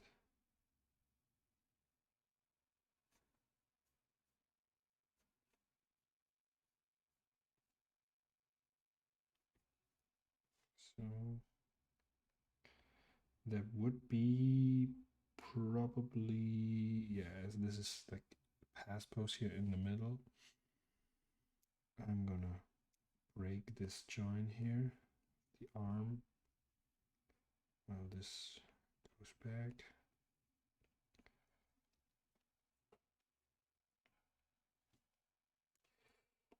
Okay, we see definitely the foot because this is the front actually.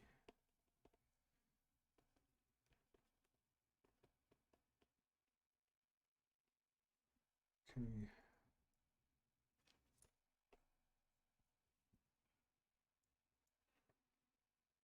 Damn it.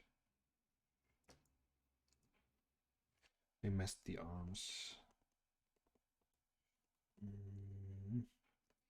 Because here we won't have any joint bend, at least not on the front. We have it on the back. This arm in the back is gonna be broken. And now, this is very interesting.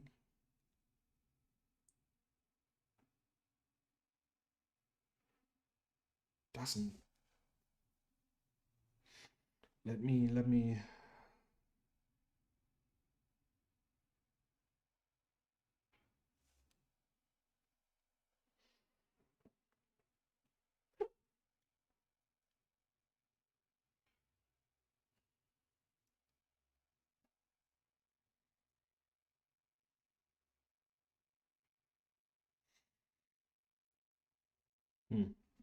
I'm really not sure how we're gonna fit in this down pose here. It's interesting.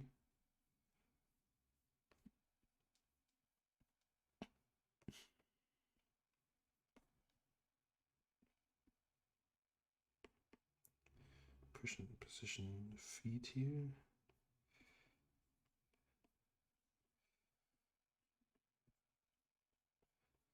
Because it doesn't work because of the physics that he would fall over. But let's see what's happened. What happens? Who knows? Oh.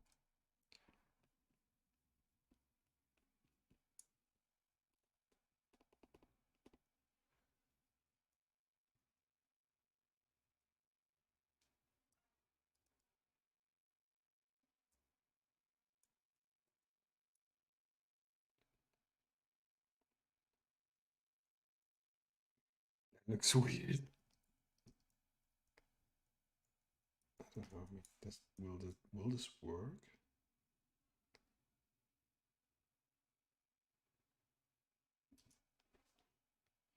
Not sure. Would he need to be? I don't think that this works, but how would the legs look like? Not just focusing on the next contact pose, and I think I'm trying to position it because this doesn't work. The character would, I don't know, in the animated survival kit there is this pretty cool quote that walk cycle walking is basically the movement of falling over but catching yourself in the right moment. And so you should have this, definitely should have this in mind, as you're always catching yourself. You never fall over. So here, if this was actually, this leg was as it was before in the air, this, I don't think that he could walk like this. Okay, this looks interesting. So now I'm gonna pursue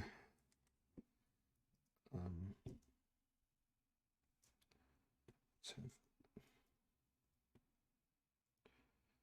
the up pose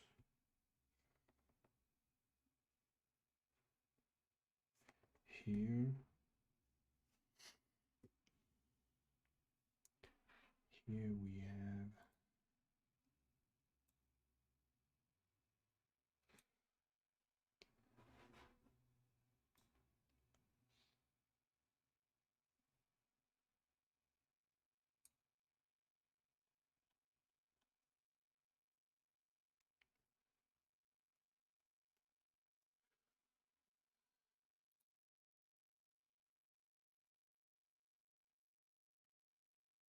okay.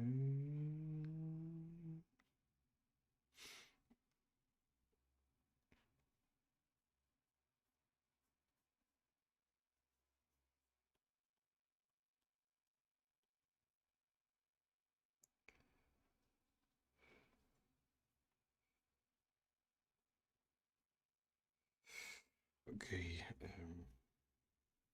Gritter on at its best here. I'm seeing here. Yeah.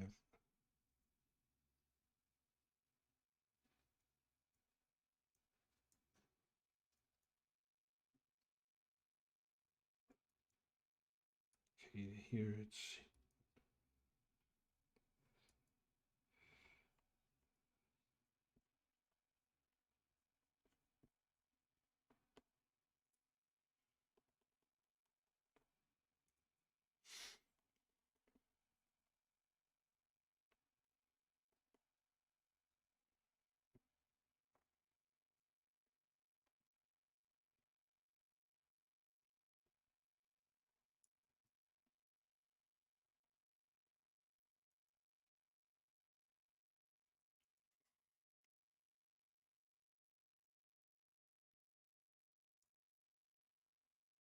okay. Now we bring the arms out a little bit more.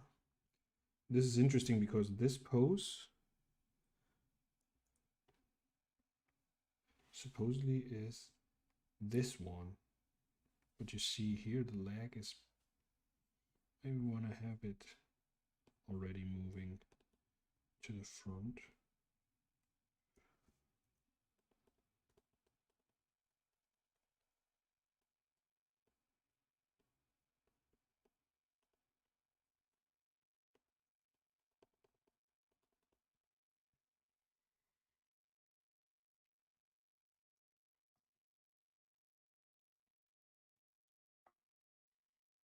And here we clearly have to define which one is in the back and which one is in the front. Okay.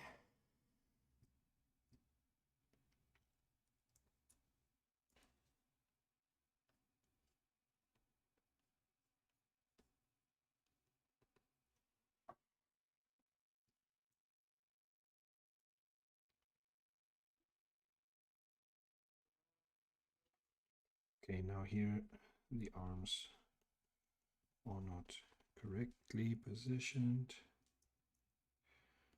Here we have our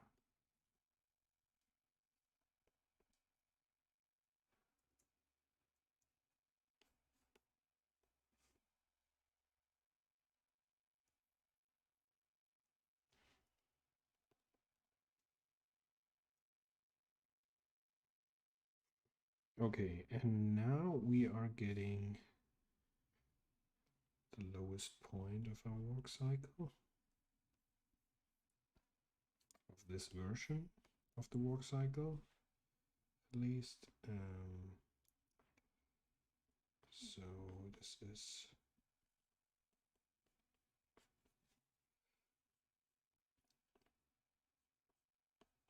this looks so weird.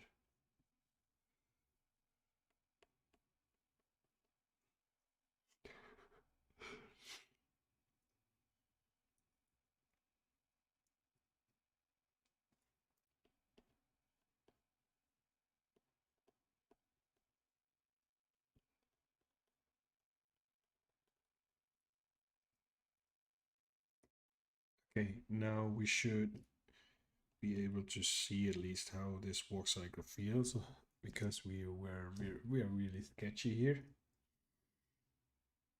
All right, he's skating basically, right? Looks like skating. Ooh, pretty cool, man.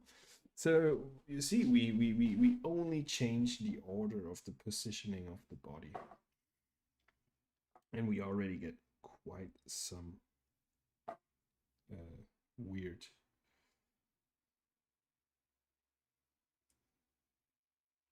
different walk cycles here. And I like them all, really do. And I now want to move them one beside the other. I think I can do this when I position it as a group. Am I now getting? Ah, damn it!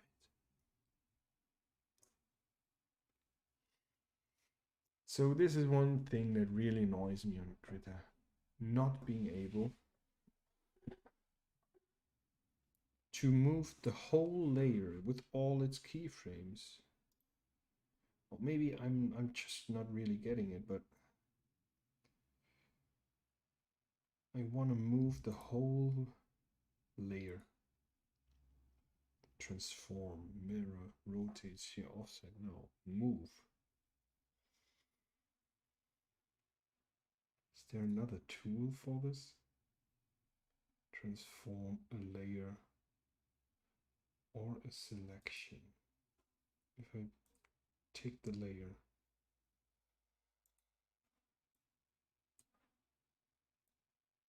no.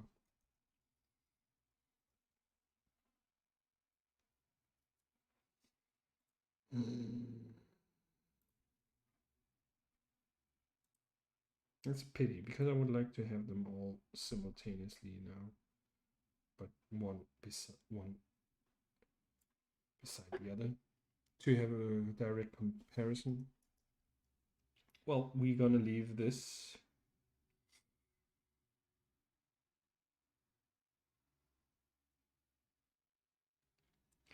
Yeah, I think we're gonna leave it like this, and gonna I don't know which walk cycle would be. I like this one. He's pretty relaxed, and let's see how this character would walk. I don't know. Would it be like this? I don't know. I don't think the skating. It really feels kind of a think there should be as well like movement to the sides here. Right? I'd love to test that. So, well, let's just continue.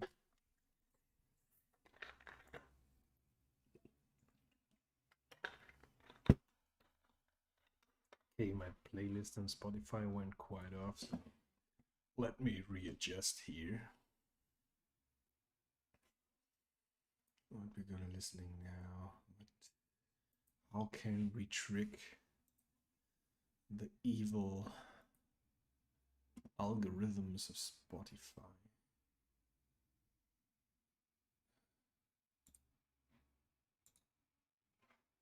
Okay, that looks good. All right.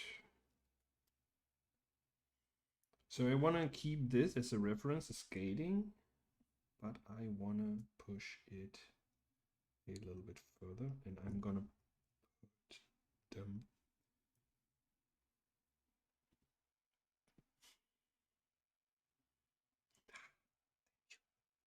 It's not working.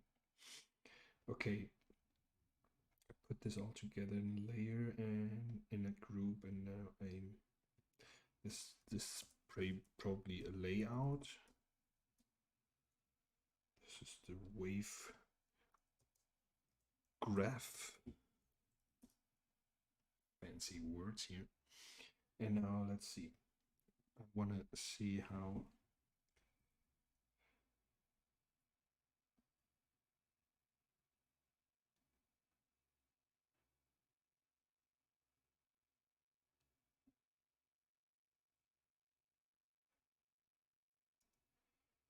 Okay. So I want to have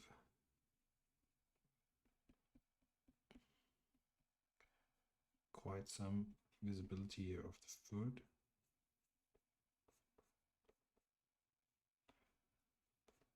Coming towards us.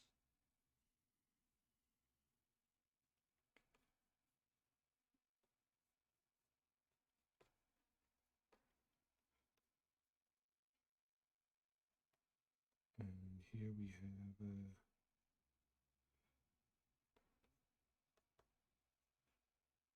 would be cool to twist it as well here, leg.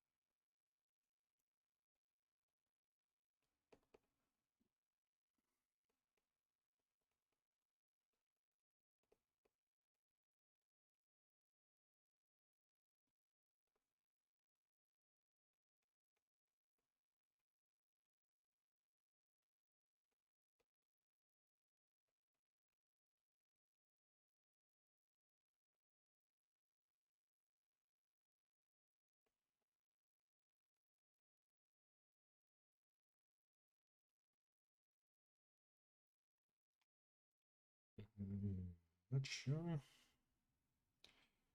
This one goes to the back.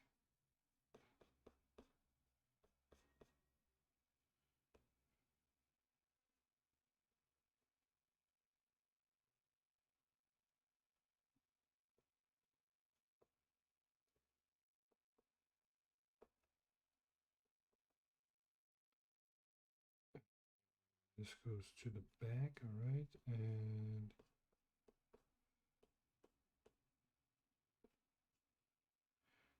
here comes the other arm towards the front.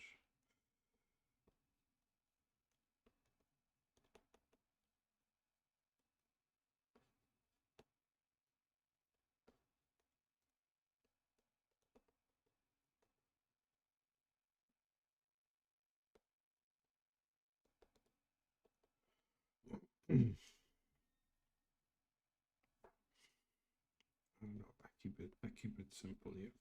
This is our character. Right.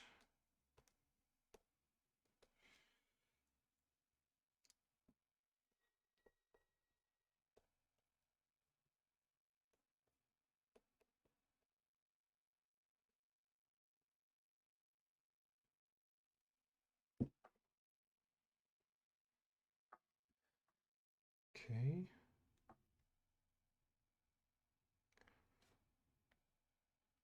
Other one. The other contact pose. Let's bring in a little onion skin. So here now it's gonna be, this leg is gonna be to the back.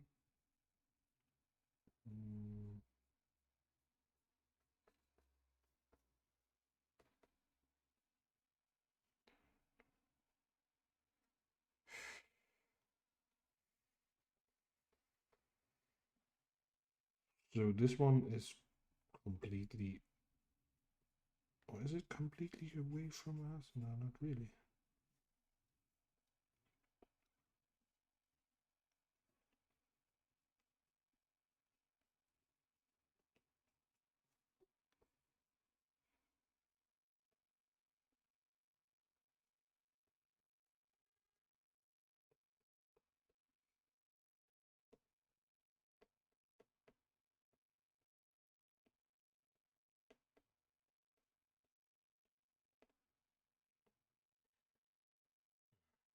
Mm.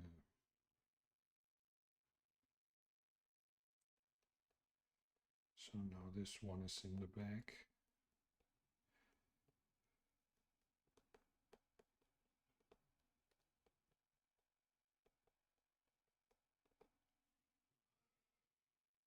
Not really sure if I nailed this correctly. Let's bring first this arm now. The shoulder is in the front. Probably want to have it a little bit higher here.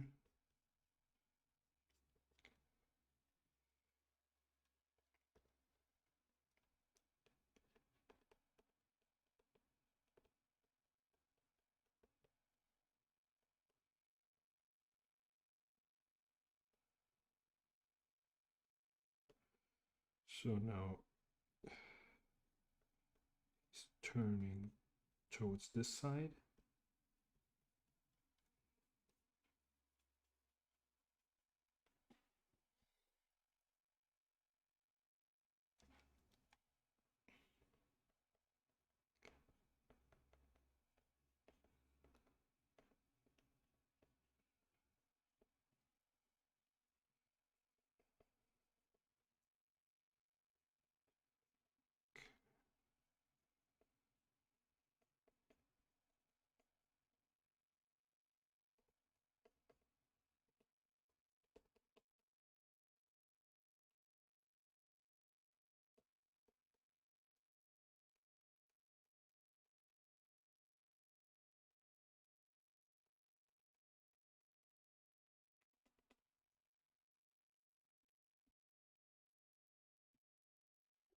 Okay.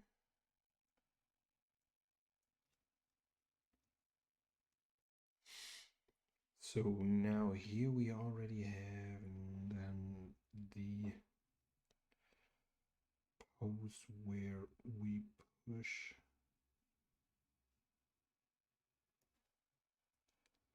the body higher up. It's like the highest point here. We are now working on that one here. So let's bring him quite up.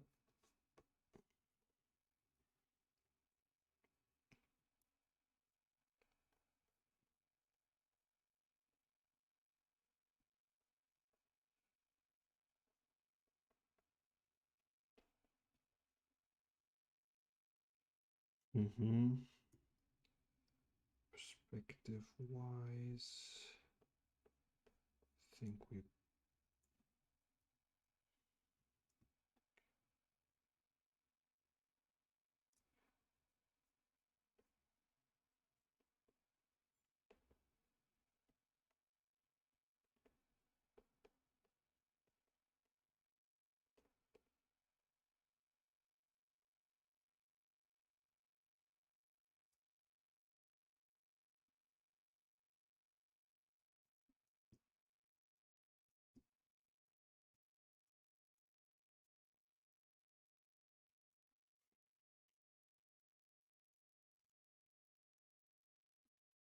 And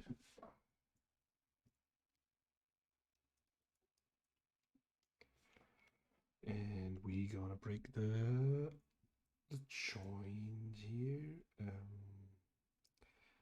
see.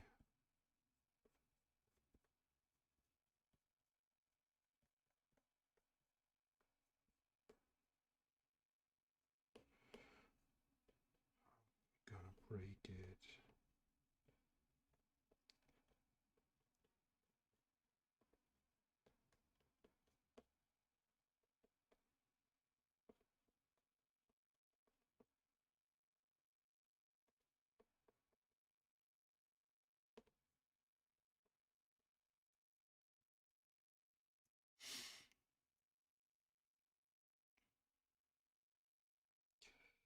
So this one will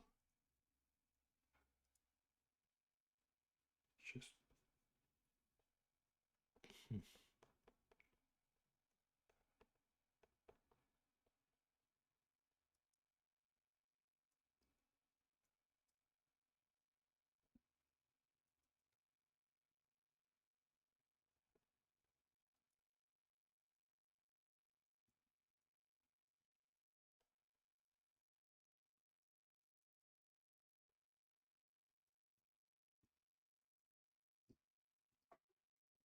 okay.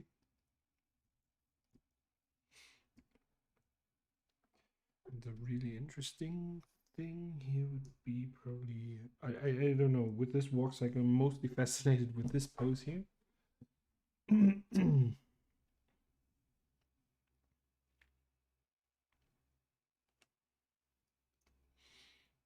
And this is, let's see, let's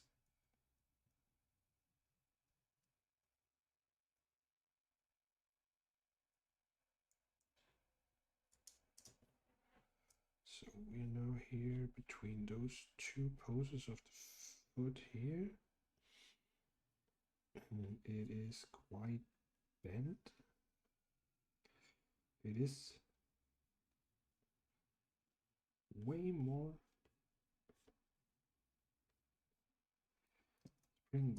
probably first bring in the body so we have something to attach our feet to.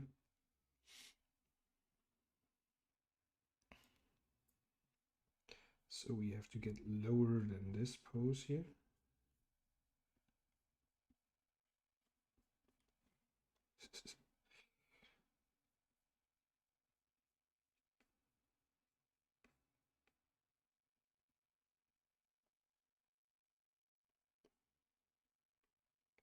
Such a weird pose. Okay.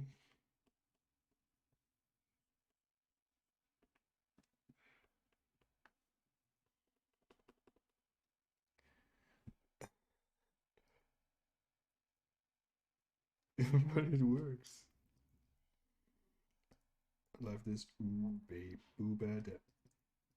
I like the twist of like in here the shape is like this,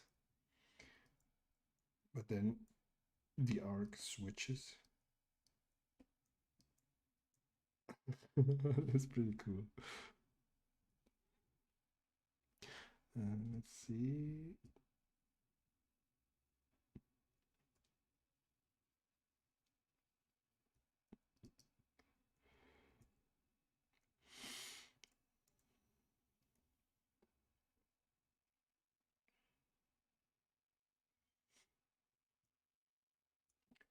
Okay, now comes the arm.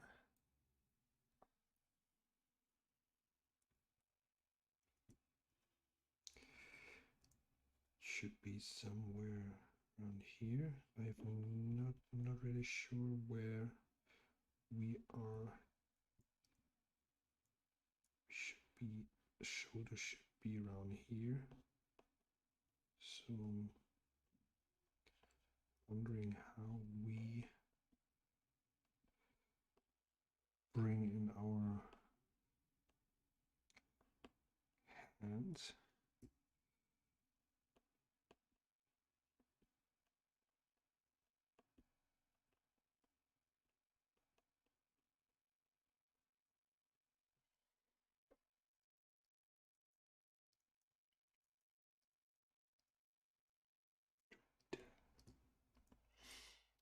Listening to music and switching between those two is a pretty cool move.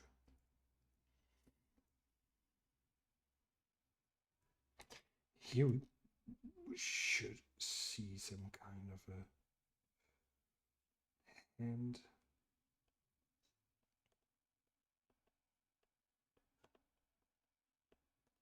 Not really sure what we see here, but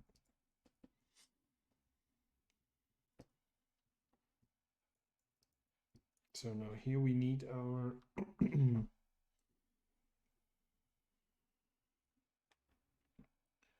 pose in between. Let's see.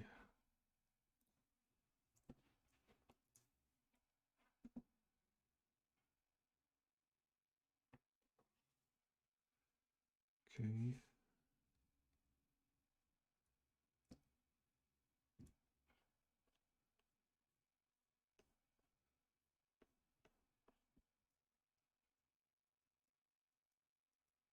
Okay. So now we have our this leg here, taking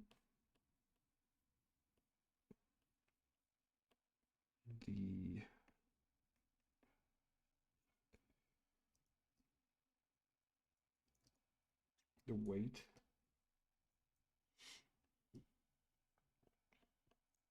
It starts to lift off.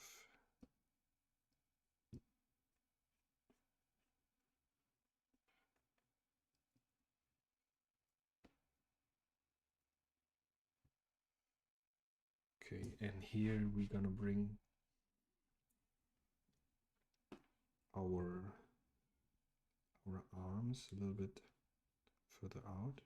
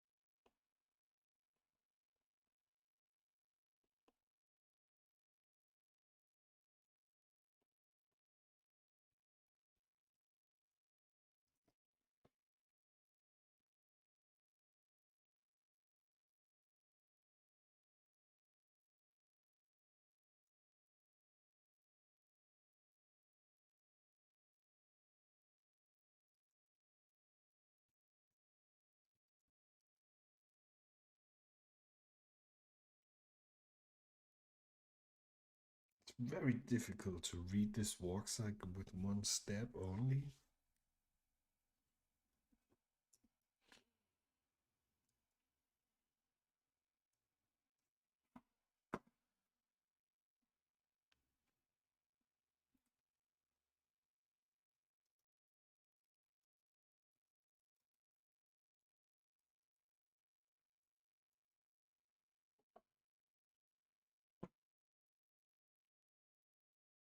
Right. Let's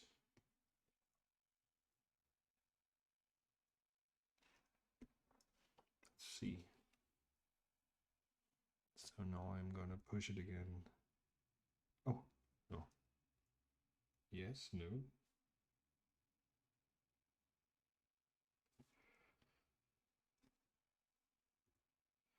Okay.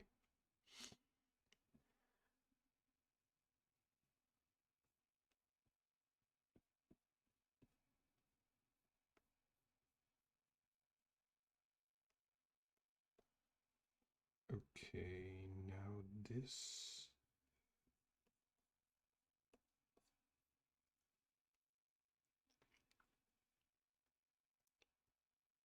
Check where our eye level will be.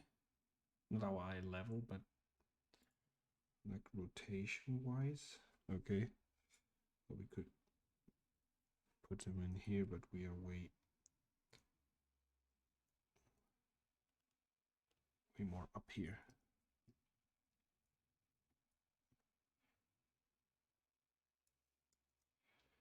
Maybe we could just start to put in our body and then read.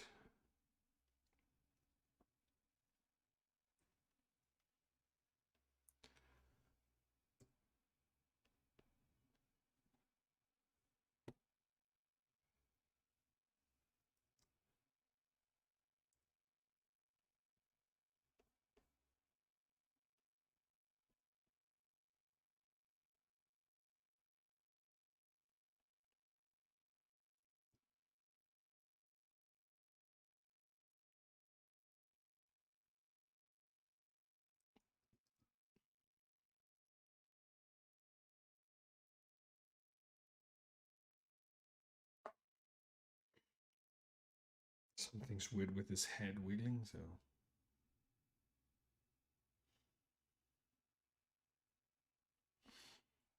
Well.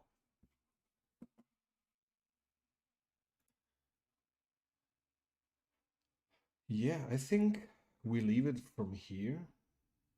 Probably gonna continue on the weekend with this war cycle just for an experimentation and see how far this skating can be pushed. And then hopefully we're gonna use this for maybe this character. So yes. All right. Let's see.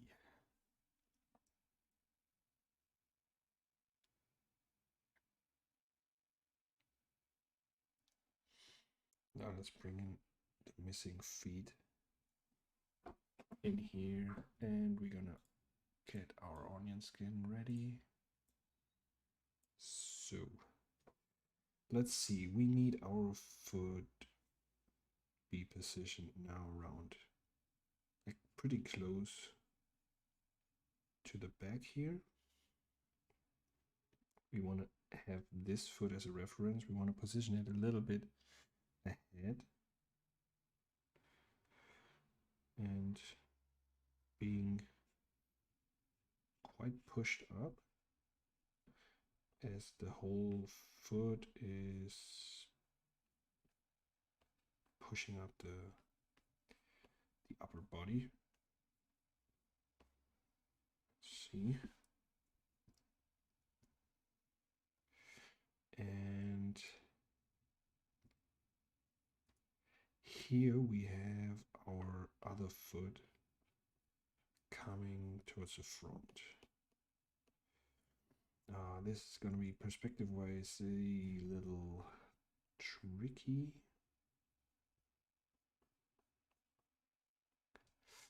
Let's see.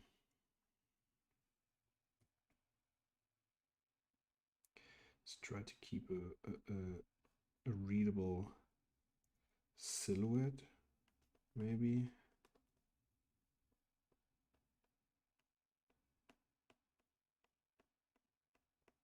Seems difficult.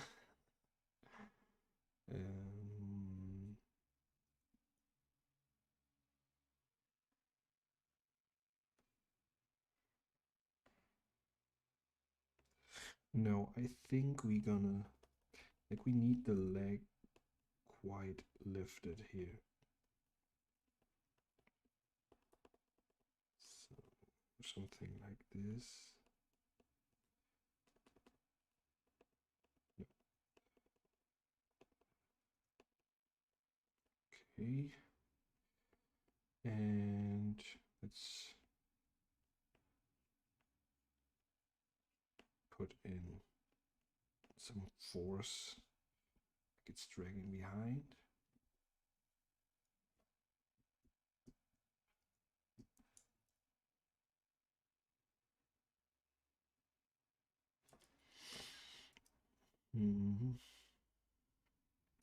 Probably gonna continue now with the other feet so we can have a better reference here. And oh, whoa.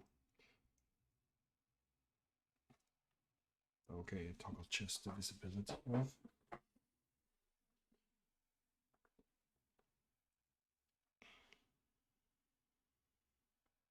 So now let's have a look here. Want to have those two images as a reference.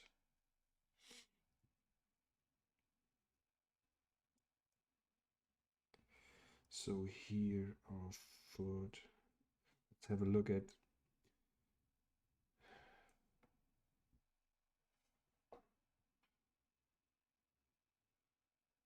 get a little mess here with our reference. I don't know why.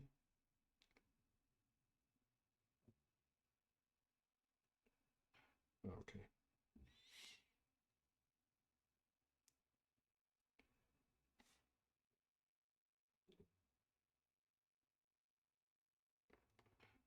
So this is the contact. Lifting. We would need it even if you look at that leg, need it a little bit more. It's higher, and now it's getting a little bit tricky with the foreshortening. It's definitely a challenge.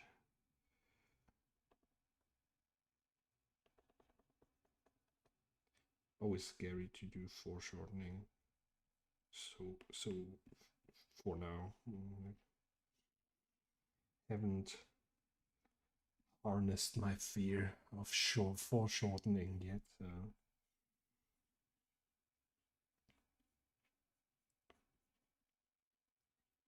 I want to have a more frontal view on that foot.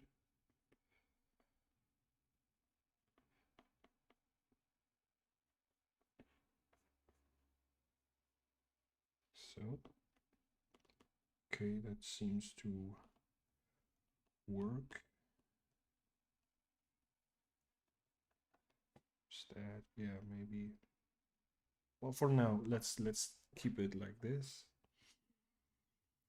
And probably now I want to only have the previous drawing.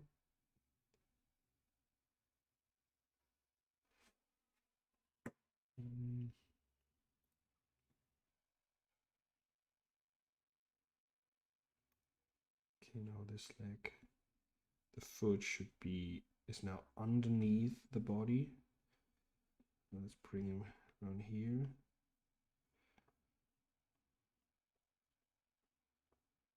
Should be something like this, while this foot starts to lift.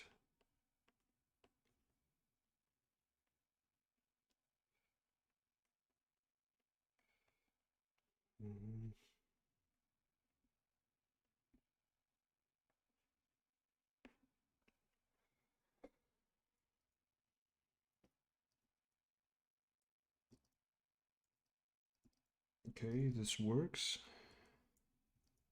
At least the movement seems alright. The eyes are kind of jumping around. Let's bring in our onion skin and just put those in between here.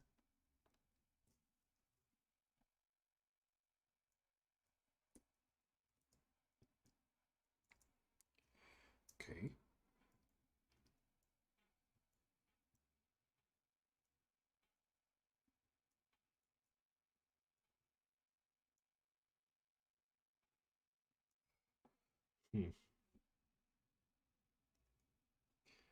I'm not sure.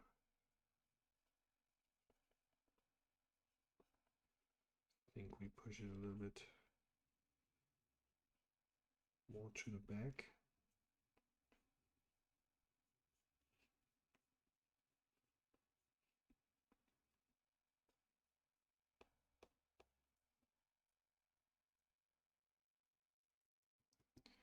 Okay.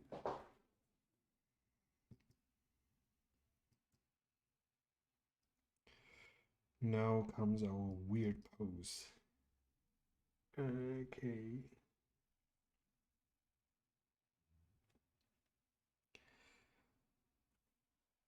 So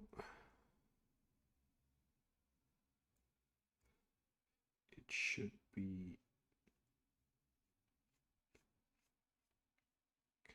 so.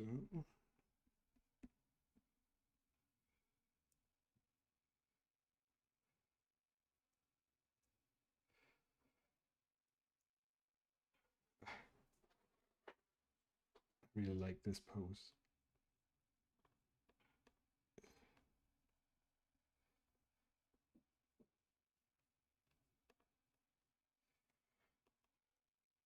And now we want to also stay ahead of. Whoa, it's getting messy with the onion skin. Because now I want to make sure that my foot is in between the two poses. Therefore, I really want to get in there and make sure that the movement is continuing. Here now, I want to bend all that stuff.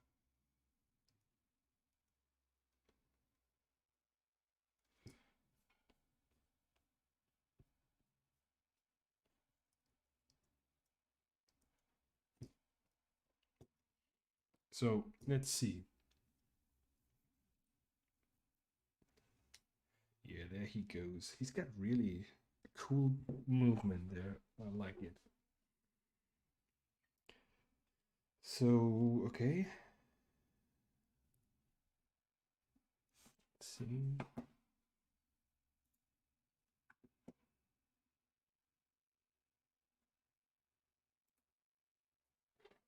Maybe we can bring in some arms.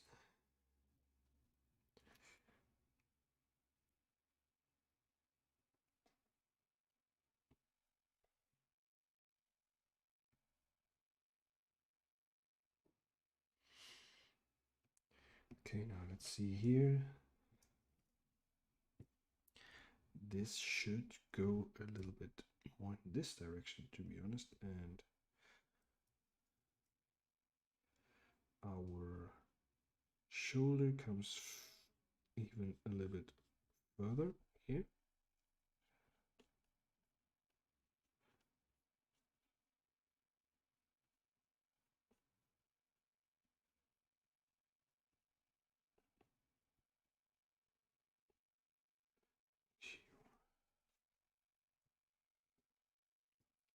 Now let's see if we can define a little bit better what we are seeing here. This is basically the fist. Do we need it more? No. This is already right.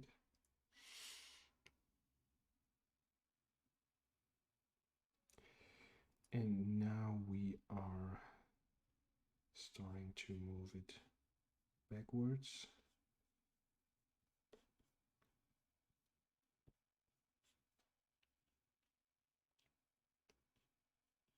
Maybe we even open up the fist a little bit on this movement here.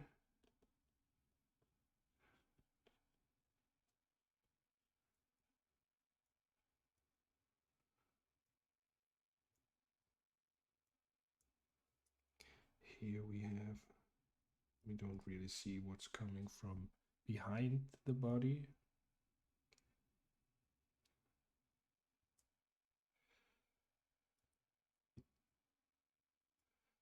Okay.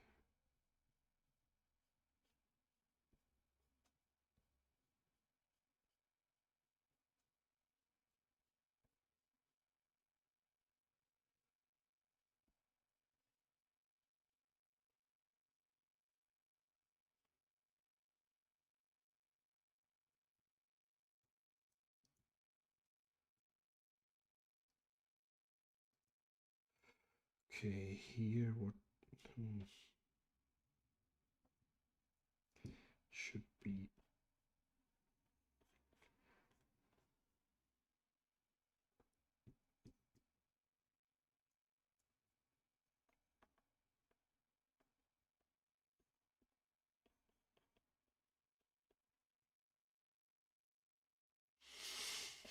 Let's see how this looks.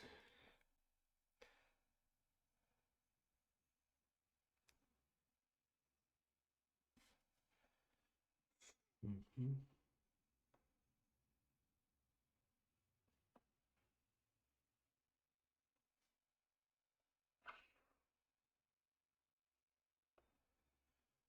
This one doesn't really fit in.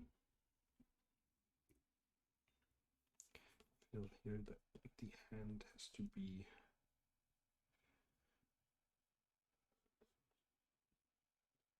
higher up.